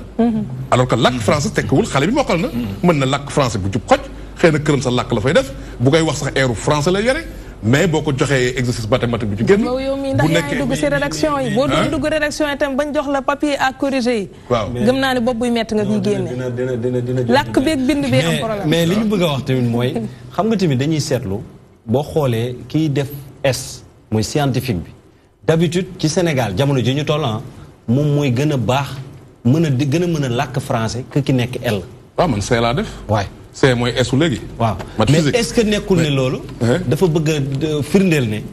balaa ngay mën a def mathématique balaa ngay mën a dégg anglais balaa ngay mën a jàkk làkk chinois da ngaa war a mën a dégg tubaab. beneen sens bu si am na xëy na ki nga xam ni dafa def mathématique gën a mën a làkk français dafa en terme de comment on appelle logique dafa am benn niveau logique boo xam ni ay moom mën na bañ a gros waaye moom mooy gën a structuré. donc loolu fànn boobu aussi bu ko fàtte donc dans les deux sens làkk mën a làkk France dana tax nga mën a accéder. ci science bi mais aussi am esprit scientifique dana tax ba nga mën a structurer ce discours. nga xam ne li ngay wax day cohérent doo dajal rek ay gros mots. ñun on se rappelle ñun suñuy cousin mooy ñu doon def terminal A je crois que aujourd'hui mooy L. suñu cousin moo doon loolu ñoom bu ñu waxee c'est de gros mots ñu mën a utiliser ay mots yu simples mais en termes de cohérence et de logique dafay gën a tegu. donc daal nañ def attention entre làkk. jël ko après mu lay. non monsieur Mbow dañ ko posé question muy yokk xalaat pour dolli gis moo tax du yomb ñu tontu mais bon merci beaucoup on va revenir à vous tout à l'heure léegi ñu bañ a sori rek njàng mi mais bi lay yoon ce sera avec bébé et maman.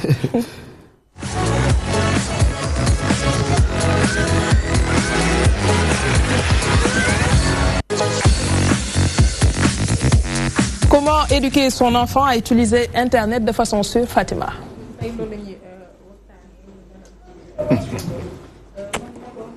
lan mooy travail social lan mooy travail social. Le micro. jërëjëf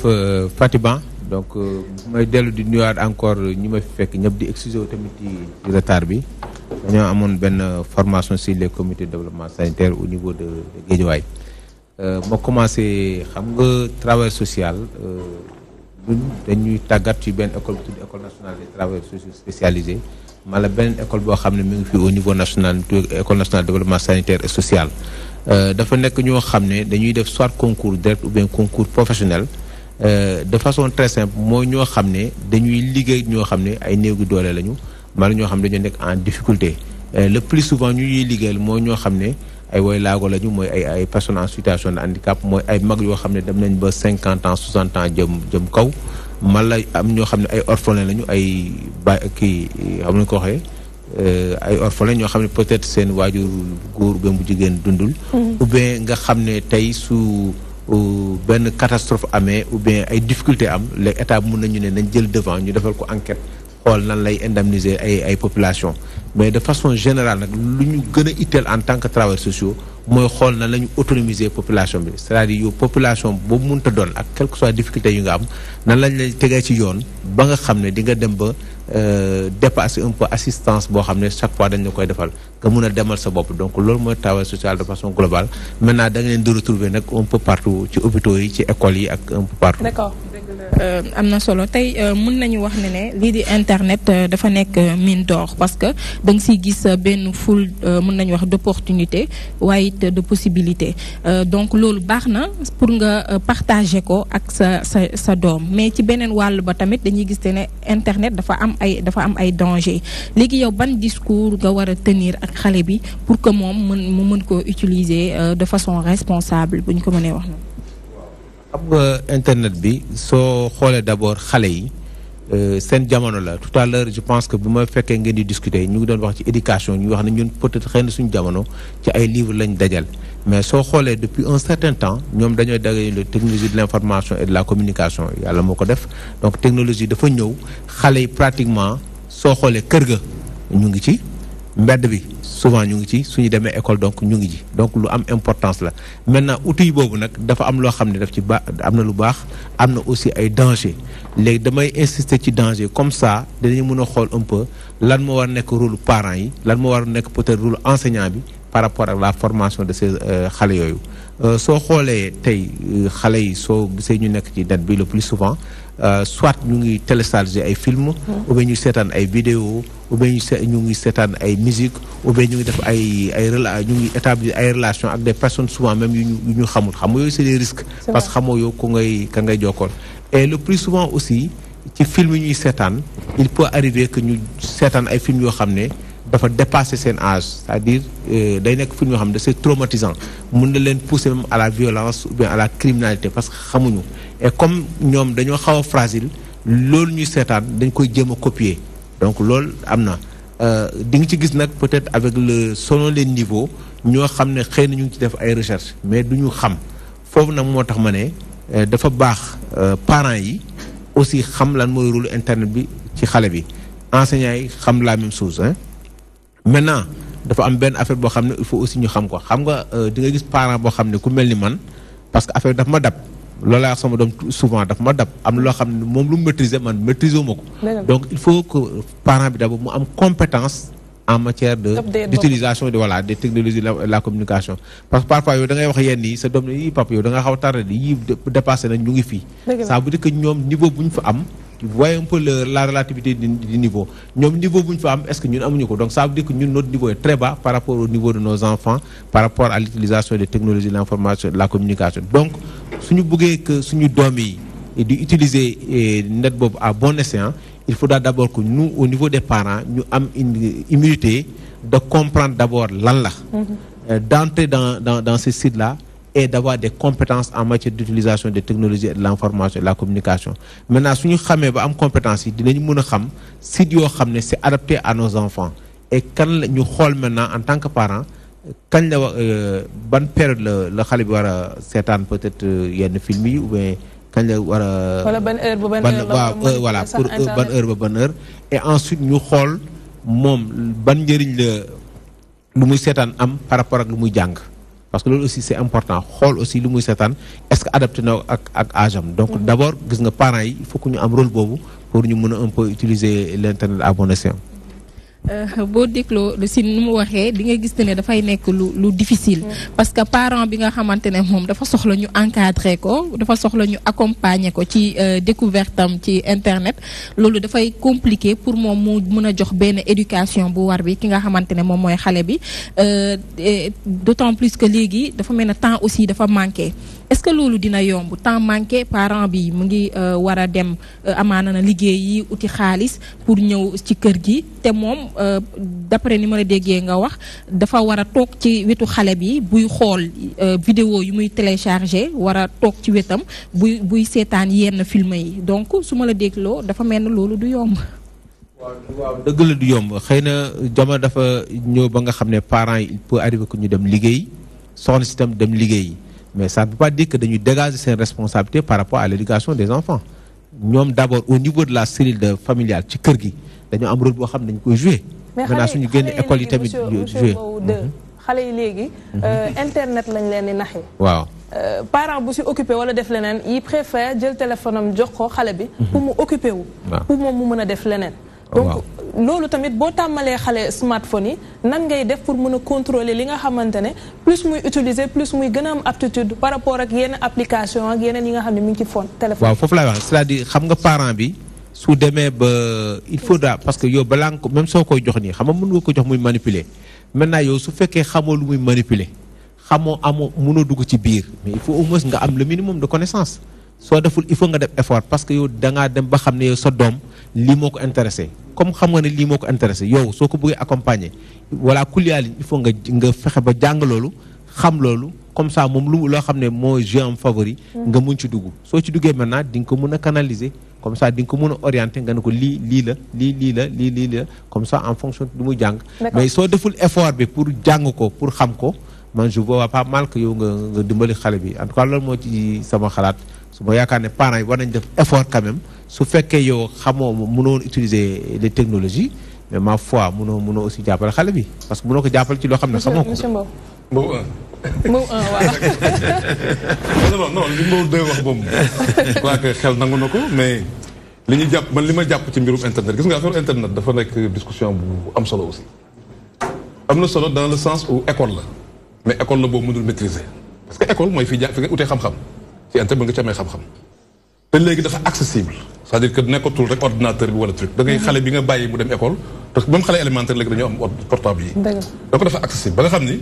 contrôler ko coller xale bi du jafe la pour man li am solo mooy nga jox ko ay outils yu mu mën a waxee waaw ak déet parce que ndama ngi ci gàcce nga ci ay outils yoo xam ne bii dinaa ko xool bii duma ko xool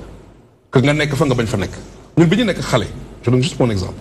amul woon li internet amul woon mais amoon na ay vidéo façon vidéo bu ne nag mais am na loo xam ne yow nin la yaree moo la may ba am nga jomm nga seetaan tel vidéo wala rus ngaa seetaan tel bu amoon da ngay daw da ngay génn doog seetaan donc xale yi nan la jox ay outils yu ñu mën a jëlee décision pour wax oui bi dinaa ko seetaan non bi du ma ko seetaan parce que boo bëggee topp seen ginnaaw mënoo ko garantir parce que lii léegi dafa tas te yaatu te am fu bëri fu koy amee benn ñaareel bi mooy question données personnelles da si feeñ ñoo may nettali benn xale boo xam ne bi mu màggee daf na day porter plainte yaayam lu tax parce que yaay ji daf ko commencé dugal ci internet bi bi mu ko comment on appelle ëmbee ba bi muy nekk hôpital mu génne ko ci internet ba bi ñuy dugg ci jour ngéntele mu posté ko ci internet bi ba extra donc il dit su may donné te doom ji ne loolu su may donné la donc xale bi siwal nga ko wane na lépp li mu mel ni mu doon def est-ce que da doon jooy est-ce que tour na ndox et cetera donc mu ne day porter plainte histoire tubaab la mais loolu dafa nekk loo xam ne dañu ci war a xalaat aujourd'hui internet bi booy xool lu ne la ñuy dugal xoolal WhatsApp yi ak seen profil yi lu ne ngay dugal te booy dugal doo seetlu loolu après bu subaa nga changer de situation lan la mën a jur donc de ce point de vue là yooyu mooy yar gi pour man yar gi c'est moins que parent bi collé wu xale bi mais plus nga jox ko ay outils d'aide à la prise de décision ba nga xam ne xale bi dana am lu muy rus am lu mu jomm am lu muy def am lu mu dul def nga nekk fa ak nga bañ faa nekk ba waa nag booba dana mën a am nag njariñu internet bi moom dana ko mën a jël au maximum te loolu vraiment l'exemple que je vous donne te c'est réel ñun bi ñuy nekk HLM Guédiawaye la màggee Las Palmas mais noonu la woon amoon na ay vidéo yoo xam ni kenn xamul fan mais am na ñu ko sañ a seetaan ak ñu ko sañul seetaan dëgg la te sa yaay nekk fa bañ fa nekk Faisal nga lii nii sa doom da ngay jiitu ci moom laata ñu lay jiitu ci moom sa doom yaay jiitu ci moom laata ñu lay jiitu ci moom am na xale yoo xam ne tey jii toll nañ seen jamono mais dara mun leen yóbbu ci dara parce que dañ naan jomb naa ko parce que loolu lañ leen yare xam nga ki nga rus boo ko gisul mun nga def ki nga ragal boo ko gisul mun mais jomb da nga naan jomb naa ko mooy outil de travail boobu noonu outil boobu la ñu war a jox xale bi lii de jomb naa koo xool pourtant film bi tubaab bi da la koy bindal interdit au moins de 10 ans tubaab bi sax xam na lii mu lay woon baaxul da ngay gis xale yoo xam ne interdit au moins de 12 ans sax ay xale ngi toog de seetaan nii loolu la te internet bi am na lu net mais am na lu netul de internet bi lépp netul donc nag léegi nanu seet li net netul c'est vrai li netul ñu ko jël teg ko fële pourquoi ñu bëgg lu négatif te lu positif nekk fii waxoon naa ko fii barki dem tey jooni day ubbi benn société bu mag di employé 50 personnes di leen fay salaire bu baax ñooñu daan seen de sàmm seen ngor seen ngar mi mais loolu bu ñu ko gisee dañ koy zappé ñu gisee benn xale bu jigéen jaar na fii tey jii def na sol na body bu kii rek ñu jël ko dugal ko ci loolu foofu la nit ñi gën a jëm donc il faut ñun ñooy mën a yaraat suñu bopp te éducation de base dafa am solo gis nga bu ñu nee crise des valeurs ñu ngi fi de mais xale yi fi ñu connecté wu mag ñi ñoo leen fu mën a mais mag ñi sax léegi ñoo gën a connecté wu xale yi da ngay ñëw ci kër li Fatima wax pour yaay ji bëgg mu libre danaan doom ji am sama téléphone pour moom mën a nekk ca la mu nekk ma nga ca beneen téléphone ci WhatsApp wala ma nga ca feneen pour moom it ma nga foofa donc léegi ki war a defar bu yàqee kan mooy defar moo tax doom da nga koy jàngalee valeur jomb naa def lii rus naa def lii du ma ko def ku ma ci dégg lan la may wax nga fexe def loolu ci sa doom xale boobu màggee dafay am jom parce que jom lépp ci jom la nit bu ñàkkee jom gis nga koy xulool doon ko yaa ñàkk jom rek fa lax sama na yem nit da ngay am jom boo amee jom def ko ci sa doom wallahi sama papa daf daan wax naan rus naa nit song ma daan ko mu songoog sama doom daan ko da ngay fexe ba li nekk ci yow nga def ko ci sa doom parce que doom mooy trésor ni da ngay defar sa doom fexe ba jikko ju baax ci nekk ci yow nga def ko ci sa doom dafa ma daan wax sax naan du ma la wax du ma def nangam damay jëf rek ngay gis parce que mun naa du ma def nangam matuma nit laa ëllëg ma def erreur da nga naan sama papa da wax na ma lu dul dëgg sa doom da ngay jëf rek muy gis dëgg la Fatima dëgg la mu nekk li nga xamante ne am na solo bu baax a baax sànq li monsieur Mbow doon wax dafa man dama toogoon di ko xalaat ma ne dama toogoon ma ne non bés dina ñëw dina am ay xale yu bëri dinañu mere seen waajur. par exemple man sama cas statut bu mu ko commencé nit ñi di ko commencé di def man musuma jël sama photo doom def ko statut. parce que dama doon wax est-ce que genre xalaat yooyu benn instant ma ne man est-ce que man wér naa est-ce que nekkuma di exagérer kii xale la mais bi ma dégloo monsieur Mbow wax effectivement dëgg la parce que yow doo xam ëllëg kooku ban réaction lay am tey nga dugal sa doom ci Facebook bi nga xamante ne mbedd la statut bi nga xamante ne léegi dañ koy capturer. donc nañ ci bàyyi xel bu baax a baax aussi may waxaale parents yi nañuy faral téléphone yi ñuy jox seen doom ñuy dugg YouTube parce que vidéo yi nga xamante ne xale bi moom la mujjee seetaan en général YouTube dafay jëlaat les mêmes vidéos genre yooyu di ko proposer am na parents yu bëri yoo xamante ne xamuñu ko pour ñuy mën a di bàyyi xel xale yi yan vidéo la ñuy faral di seetaan monsieur Mbow sama dernière question rek yow est-ce que état bi ci côté boobu war na am nu mu ci taxawee vraiment ba mën a dimbali xale yi ci parents yi ci xale yi. balaa may tontu ci laaj boobu xool peut-être état bi lan la defagum ou bien lan la bëgg a def pour ko jàppale xale ci domaine boobu xam nga sànq bu ma wax ne parent bi su amee compétence bi di accompagner xale bi xam nga soo koy accompagner ma expliquer ba mu gën a leer. xam nga da ngay toog ak moom nga am nga li ngay utiliser peut-être ci net bi di nga ko ne lii baax na lii baaxul. da ngay jàng da ngay def recherche par exemple en sciences naturelles ou bien sa professeur jox na la exposé nii nga koy defee da koy orienté waale en même temps loolu laa bëgg wax c'est-à-dire da koy ne gis nga lii baaxul lii moo tax ñu ne par exemple grand salle doon wax léegi-léegi su ñu nee interdit moins de temps ça veut dire que yow waroo ko seetaan lii soo ko seetaan ni lii la lay jural extra loolu laay wax accompagnement parce que doo ko accompagner ni da ngay déedéet da ngay waxaale di ko inculquer yenn valeur di ko rappeler yow loo xam ne doo ko def ak aussi nga woon ko temps bi nga war a consacrer ci net bi temps bi nga war a jàng temps bi nga war a def sport temps bi nga war a nappal foofu laay waxee pour mu gën a leer maintenant pour quand même état bi en tout cas temps yële passé gis naa ñu def benn rencontre au niveau de la maison de la presse sous l'égide du ministère de la communication ñu ne dañuy def benn plan national de lutte contre un peu l'utilisation du net chez les enfants xool un peu lu ci xaw a bon jëm ko vraiment réglementé. Ils avaient invité les journalistes, la société civile, les collectivités territoriales, les acteurs du Bari. Parce que l'UNICEF dafa remarqué ne pratiquement chaque 2 secondes, il y a un xale buy connecté wu. Te xamuñ ci lan lay connecté wu, te xamuñ fu mu jëm, te ça peut impacter aussi sur son éducation. Donc loolu moo taxoon nag ministère bi ne léegi dinañ gën a waxtaan ak nit ñi. ñu jéem a xool peut-être en relation avec CNDS bi nga doon wax léegi de Cheikh. ñu xool maintenant nan lañ koy réglementer parce que peut-être y a des moyens techniques assez sophistiqués pour ñu mun a contrôler maa ngi ko doon wax keroog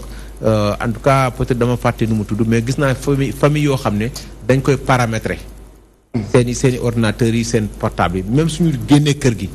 xale bi mënul seetaan lu warul seetaan ils font des leçons de grammaire de conjugaison de chant de danse lépp loo xam ne xale bi moom lay seetaan au-delà day fay. Vraiment, je ne sais pas comment ça s'appelle. Mais j'ai vu beaucoup de familles maintenant nous en collaboration avec les techniciens. Abdoulaye Li, voilà, donc application la possibilité de bloquer. Voilà, c'est ça. Nous bloquer. Donc l'autre aussi, je pense, c'est une technique, mais aussi nous aussi qui bidi parce qu'il faut nous regarder parce que effectivement, xalé bi su génné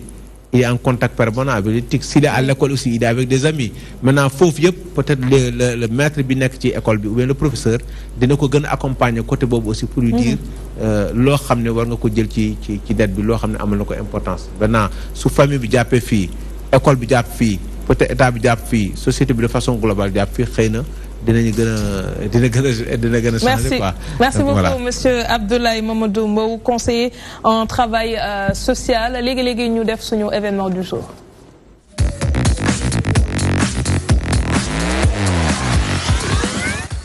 Alioune Badara Diouf lañuy dalal théâtre Géej Mbamboulane en spectacle. Ouais. Géej Mbamboulane.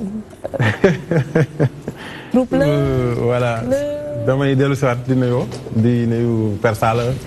bi may seetaan lu bëri démb rek ba maa ngi lay seetaan toi même tu sais muy émission man plateau yi dama fiy tere ay fans club de non moom en fait faut ñu gërëm ko c'est-à-dire tu sais pourquoi baa ko waxal ma sama lu baax wañu dara xam nga man culturel la man je suis un homme de culture suñu amee ku mel ni moom muy wax lu leer lu nga xam ne ñun ñëpp mën nañ ci jàng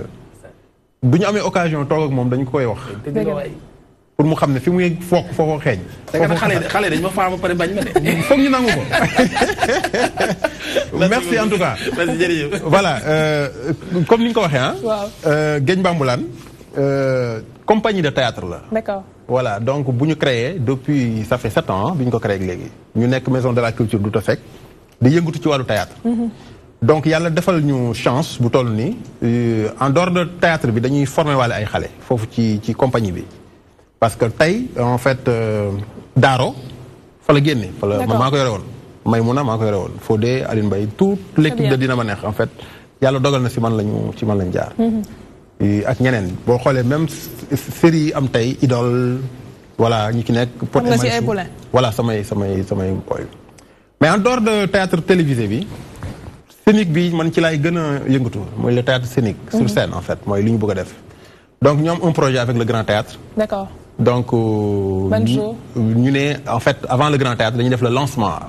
à la Maison de la Culture Douta Seck. Oui. le 19 janvier. ñu adapté benn livre professeur Marouba Fall muy Adja la militante di Grâce. actualité politique lañu nekk actuellement dañu nekk ci jamono bu nga xam ne dëkk bi dafa jaxasoo. ci politique. te jigéen ñi dafa am benn taxawaay bu ñu am ci politique c'est-à-dire ñi fiy falu yëpp jigéen ñoo leen di fal. d'accord mouvement yi ngay. mouvement yi yëpp génne ci présidentielle. waay bien sûr.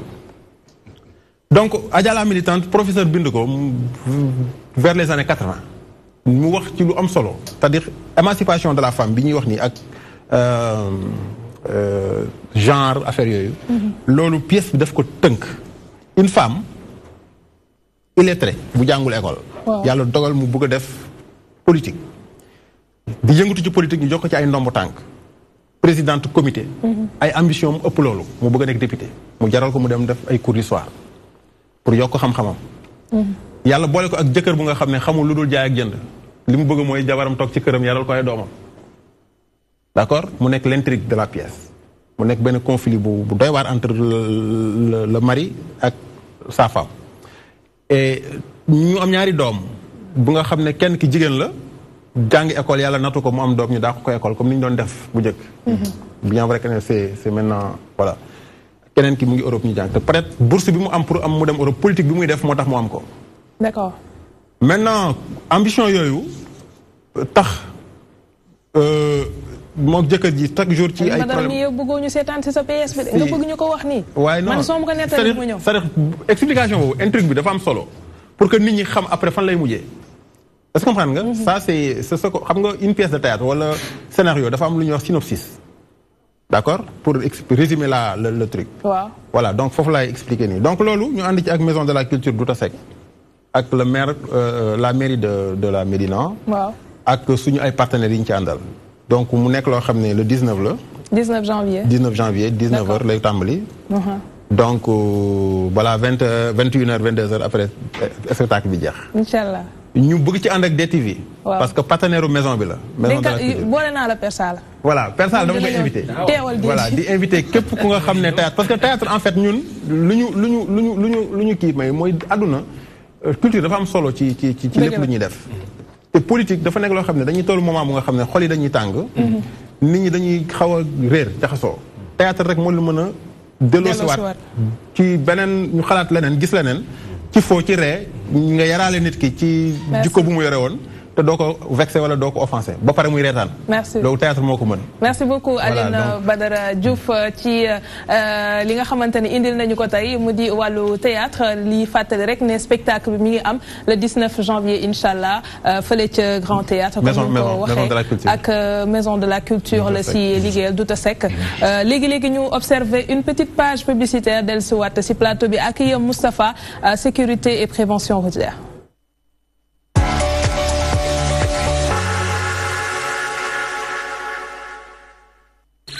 Puiser au cœur de la Casamance dans une nature sauvage et parfaitement préservée, filtrée naturellement par plusieurs couches de sable fin qui lui confèrent une minéralisation équilibrée et une douceur exceptionnelle, la Casamançaise est une eau minérale naturelle, légère. J'aime qu'elle soit issue de la nature comme un cadeau. La Casamançaise, naturelle comme j'aime.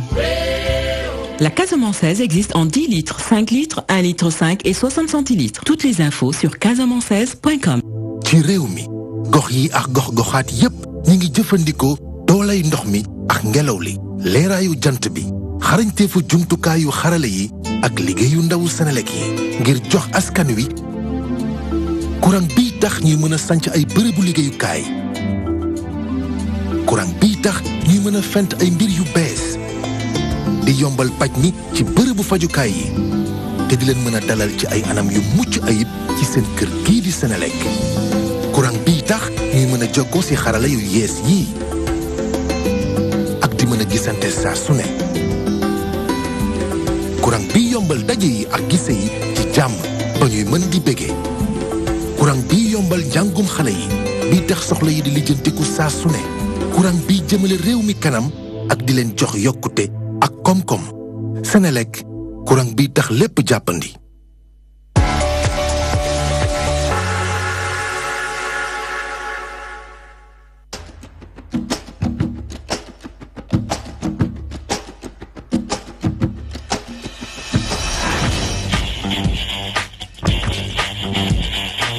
Dans le monde impitoyable de la haute couture,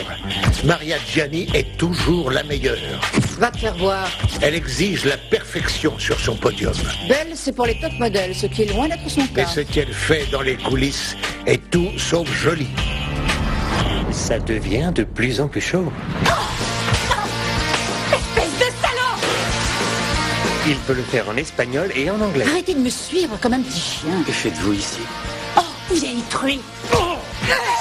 Tu ne me fais pas peur, grand-mère. Elle est vraiment bonne à rien. Vous êtes vraiment une belle garce, vous le savez, ça?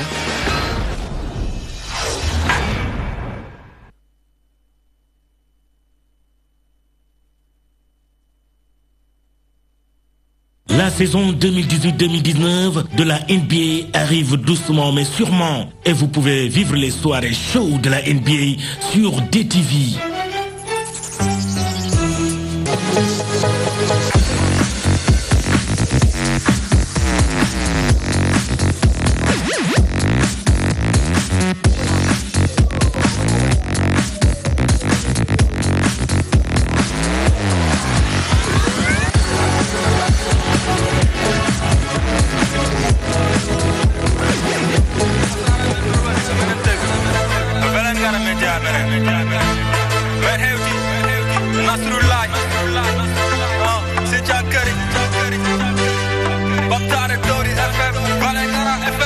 Magi tundu capital na sama tama sore Fi ma baye ko dëgg mi ngi fële Dama obligé job fi pour job Obligé job pour job Ngir me bi mën a am añ temps bi mën a am ndam nu mën ma damu kam do Man de dëgg aw ma lugul sama tànga Wele ngara moo ma gën a lu ma am man Lu ma mën a am man fu ma mën a dem Ku ma mën a doon bel su la may am ci xol Seede ma ak ay nana nana Seede ma ak ay nana nana Na wo na to Lengara mengi bi Odon men lutoto Allah Belengara no meli Odon men mi jodo Belengara mengi bi Odon men lutoto Allah Belengara no meli Odon men mi jodo Ex-singer welcome Yangi Belengara Peace, love and harmony My nigga met them gara Doos fi la fekk baax Rhymes muy teg ci baari Day mel ni di ngay dégg everyday ci seen xibaari Back to the roots Tuma Belengara Min kami roots Kami jaya Belengara Sama dëkk fa mu féete Afta gulumbula Nigga soo ma bëggee gis Koc ma nee ma taba Centre 1, centre 2 Ful be Belengara Wali Dante Sito Samba 15 ans Sincan wulata Kamanoo kawral Soo ma bëggee gis Nigga koc ma sincan këri Waaw dañuy këri Ci kaw nga am këyit Jokkere entam Ponta mi doo ngara Pharmacie Afia Buntu cinéma Sekk maa ngi ñëw jaaree ko boulangerie Belengara mengi bi Odon men lutoto Allah Belengara no meli Odon men mi jodo Belengara mengi bi Odon men lutoto Allah Belengara no meli Odon men mi jodo Okay, nit ku nekk ak sa temps What's the yoon ma da jaar ton Menem sa Belengara Yeah Ex-singer Belingara, Bibi Tono Belingara, ex-singer Belingara, Bibi Tono Belingara, ex-singer Belingara, ex-singer Belingara, ex-singer Belingara. Nawo nawo Minato, nawo kana kumbo, na.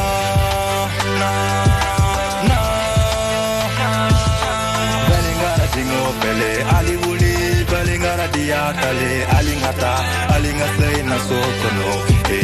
alingata na sokono. Belingara mengiwi, kodon men lutoto, Allah. Belingara no meli, kodon men mi jodo. Belingara mengiwi, kodon men lutoto, Allah. Belingara no meli, kodon men mi jodo. Anje ben sare amen, Belingara nganen, pula dungela de ko bewele ne menen barki Allah wana kala, di fatu tayno tama. Dori mama, kan kuran bi ñewna. Ak singa sunu zon terangay sunu jama, ak singa sunu zon terangay sunu jama. Billahi, wallahi, amo ñew la gën. Mam boy ba, what up? suñu invité tey artiste du jour on va dire pour toi-même tu sais defal ñu tey nag loo xamante ne léegi son bi ay mbokkam daal la ko jagleel ndax Vélingara la fi way te moom ma doon wax ba ñuy door ci émission bi ne foofu la juddoo foofu la màggee yoon la nag mu wayal waa goxam Père Sala bilaay bañuñu la dañ laa fan dëgg la waaye nag Père Sala mu ñëw nekk ci émission bi yëpp mu bëgg ñu fee moom bu mu toogee di déglu ba léegi amul dara lu mu retenir loolu dama laa fan loolu moom na bàyyi ba génn loolu nag aram moom sa jëkk laa fee loolu nag sa jëkk ñu ñëw si li nga xamante ne mooy say projet fan nga toll jamono ji d'accord donc comme ni ma ko waxee sànq vidéo bi dafa war a génn gannaaw suba jeudi le 17 waaw naka gars yi xaar incha allah léegi bu loolu weesoo dafay annoncé benn projet boo xamante ne dafay génn en avril parce que samay concert yëpp dama ko décentralisé woon defoon ko Vélingara parce que tamit base moo jiitu lépp kenn xamuma fa woon donc il fallait que ma dem implanté wu teg samay empreinte ba pare d'accord parce que loolu moom en fait loolu moom moo ma defar en fait loolu moom moo ma defar dama delluwaat à la source boo xoolee musique bi ci loolu lay wax ñoom ñoom njëkk gëm ñoom njëkk gëm parce que mosoon naa fi def benn vidéo ba léegi ça fait pratiquement 6 ans boo xamante ne amul li ma ci espéré woon comme ni ma ko waxee sànq bii ma tourné ko fa la ma ñëpp xamee parce que boo xoolee actuellement mi ngi ci 38 000 vues yoo xamante ne te am naa ci après partenariat yu bëree bëri donc ñoom ñoo ma gëmoon il fallait que ma def loolu donc bu loolu weesoo avril bi incha allah bëgg naa teg sama premier concert boo xamante ne dinaa ko teg Dakar dinaa ko teg Wakaam incha allah donc benn concert plein air boo xamante ne parce que bëgguma woon tamit defantu waaw dina toll benn moment boo xamante ne foog nga def ay jéego yu mag boo bëggee ñu respecté la en fait doo da ngay génn ci étape bu xale bi nga nekkoon nga jéem a màgg très bien waaw nga jéem a def affaire concert du ñàkk xanaa di nga invité waa toi-même incha allah incha allah waaw boobu tamit dinaa la wax kan laa délégué pour mu ñëw teewal ci nga xamante ni ñoo ni équipe bi léegi ñuy jaar rek ci tali bi daal di fekk ki nga xamante ni moo di Moustapha Guèye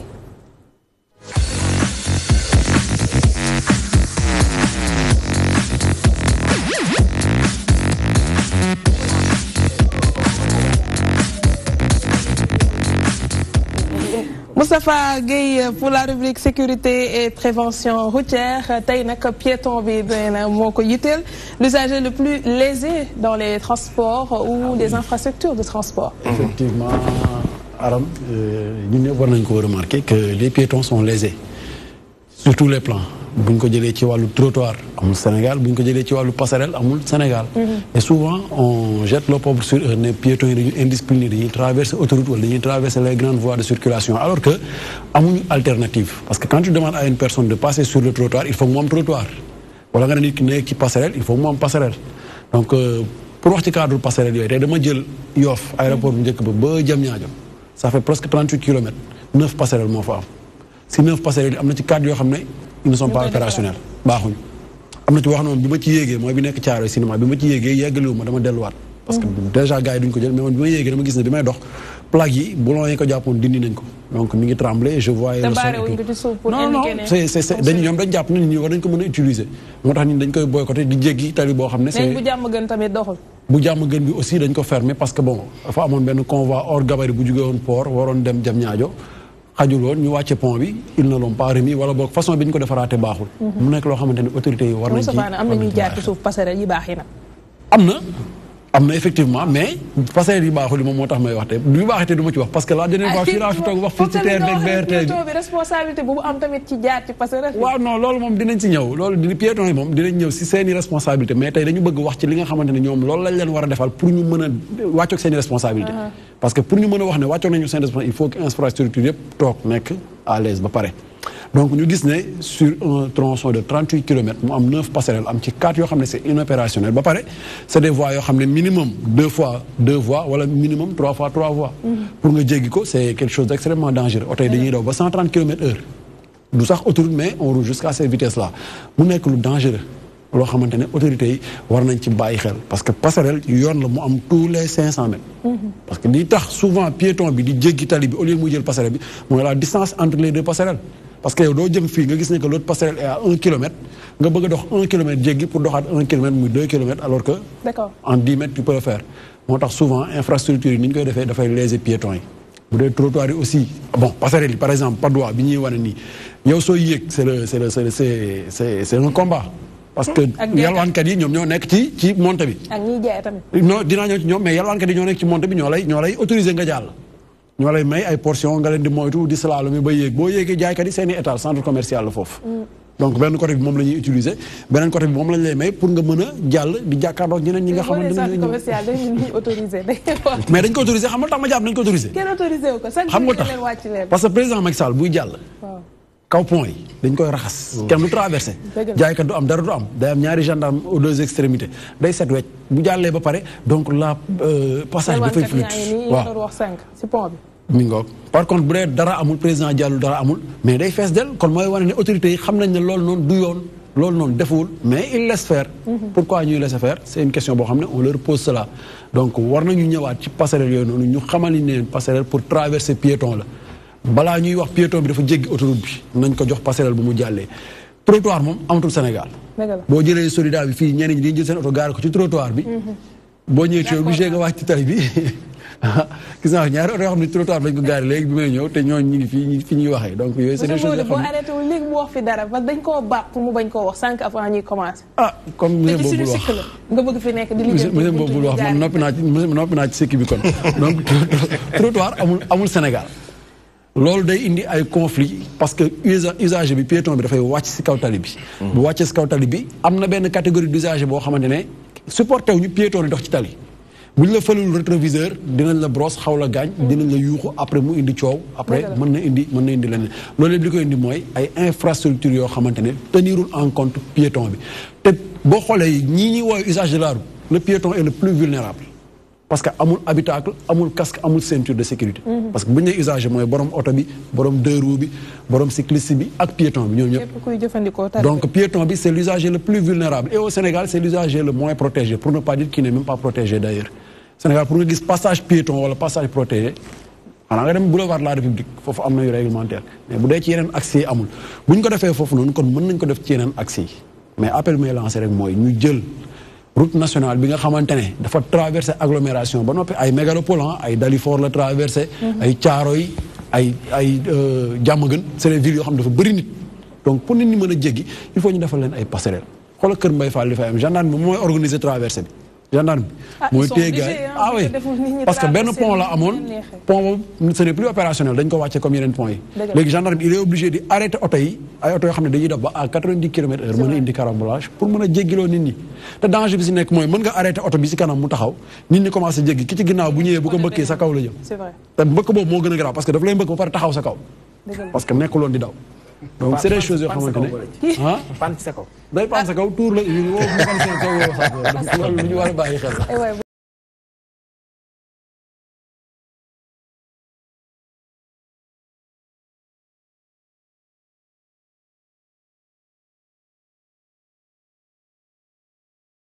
non en fait passerelle li ma ciy jaar bëriwul bi ma ciy jaaree peut-être que foire lay doon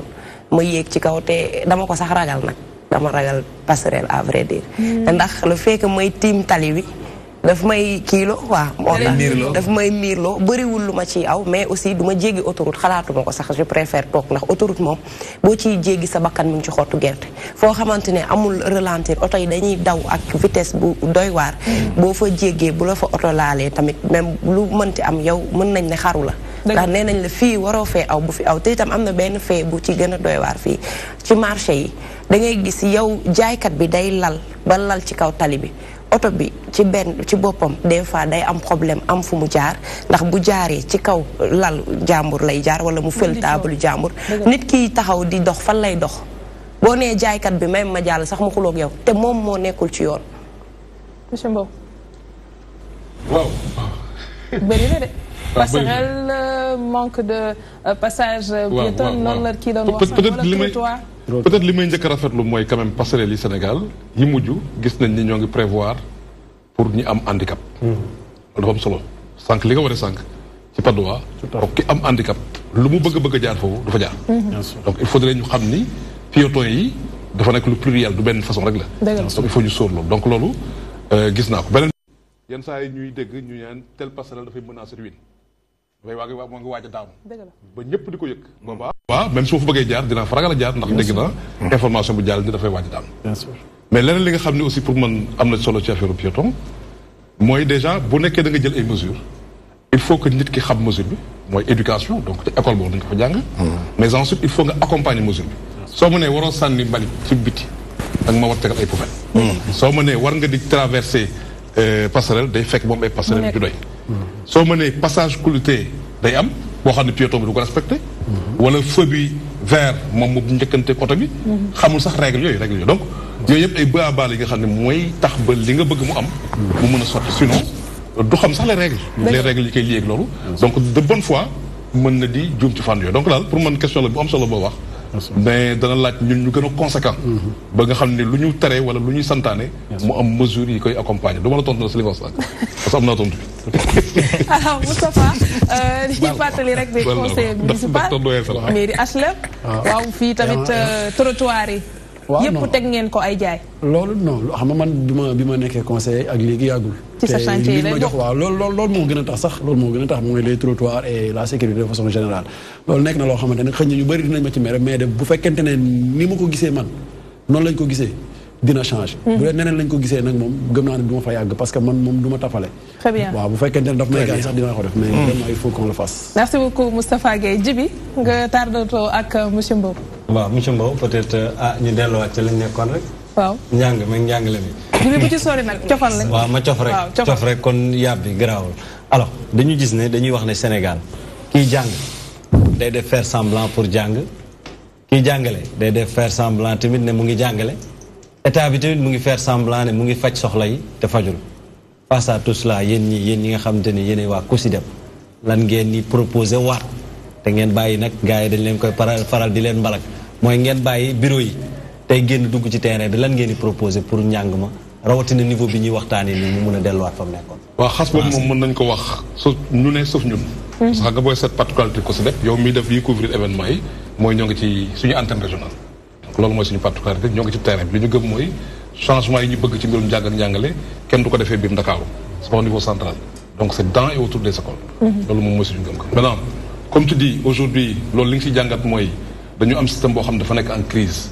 mu bëri nag ay façon crise parce que loolu yëpp problème de confiance la bu nekkee ni askan bi wóoluwul jàng bi muy yóbbu doomam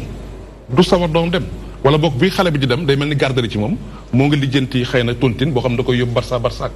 donc il faut d'abord que askan bi am confiance ak système éducatif bi bu fekkee jàngalekat bi dafay def semblant ne day jàngale donc y a un problème aussi de confiance cette fois-ci entre jàngalekat yi ak autorité bi kilifa yi li ñuy waxante ñu koy def ba ñu wóolante ba nga xam ne kiy jàngale dafay jàpp ni véritable agent la yow yaa ngi DTV donc pour boo tricher rek mooy am na problème de confiance entre yow ak say kilifa donc pour ñun boobu aussi beneen forme de crise la boo xam ne dafay am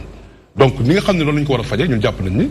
ni ñu ko war a fajee dessiné nañ ko ci assise nationale de l'éducation de la formation fexe ba jàng nekk priorité ñun ñëpp ñu nangu ni moom mooy base du développement wu réew amul benn réew boo xam ne suqaliku nga jaaree ko feneen jaaree ko ci mbay mi jaaree ko ci sàmm gi jaaree ko ci leen lu jàng amul demal Corée du Sud ñoom ñoo àndoon ak ñoom ay 63 tey romb nañ ñu amul feneen fu ñu mise lu dul jël seen lépp dénk ko jàng beeg jàngale moom ngay dénk Sénégal bi nga bëgg. nga ne man Sénégal bi ma bëgg fii ak 2050 ñi la war a mel ñooñu il faut ñu tàggat leen ci fi ñu leen di tàggatee mooy usine bi tudd jàng école ba. donc mu nekk priorité. pour ñun dafay nekk un aspect te bu nekkee priorité dafay feeñ ci lu bëri. xëy na duñ ci mën a. merci beaucoup non Jibi mayatuma la. non dañ lay jox rek. dafa am lu am solo lu ñu wax non dafa am lu am solo lu ñu wax lu ñu la bëggoon delloo. merci beaucoup monsieur Cheikh moom coordonnateur ko si dem du ma la bàyyi. Père Sala avis du jour Faye si mu koy xaar. waaw avis du jour xam nga sànq dañ leen wax ci affaire gore. nit mun nga juddoo ci ñaari gor te doo gore dafa am juróomi dëkk yi nekk ci dëkk bi Sénégal bu Sénégalais bu nekk war nga yore war nga am jikko jooju muy ngor gore jàmm gën xaar yàlla Mermoz mais olof Mermoz lay wax ngor laa juddoo mais gore laay jànge jàmm gën laay waxtaane xaar yàlla laay liggéeyee waaye Mermoz laay dëkk boo juddoo ngor da ngay gore boo jàngee jeeg boo juddoo gor boo juddoo doon gor nga juddoo fa boo bëggee gore da ngay dem boo bëggee doon gor su gore da ngay dem gore nga jàng ji fa nan la ñuy gore boo dee waxtaanee demal jàmm gën parce que fay waxtaan te amoo fa jàmm fa toog booy liggéey demal xaar yàlla liggéey fa boo fa nekkee boo fa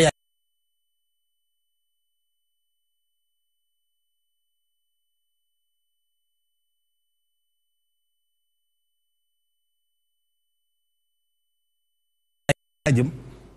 boo demee embarqué bu ñu lay solo bi wàcc ne mënoo fee géej gi doon gor yomb na waaye goree jafe ñu fanaan jàmm.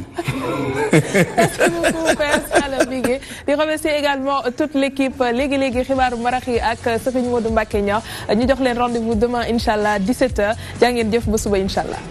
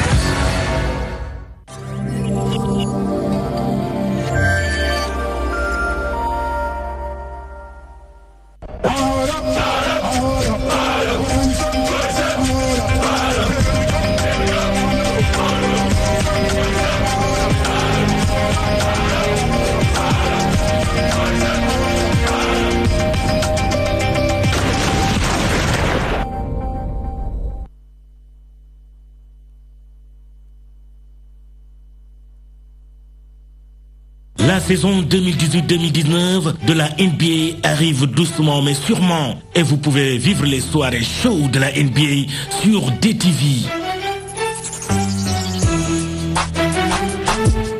Une saison qui sera chaud et très chaud avec d'une part LeBron James du côté des Lakers mais également Stephen Curry du côté de Golden State épaulé par Kobe Bryant.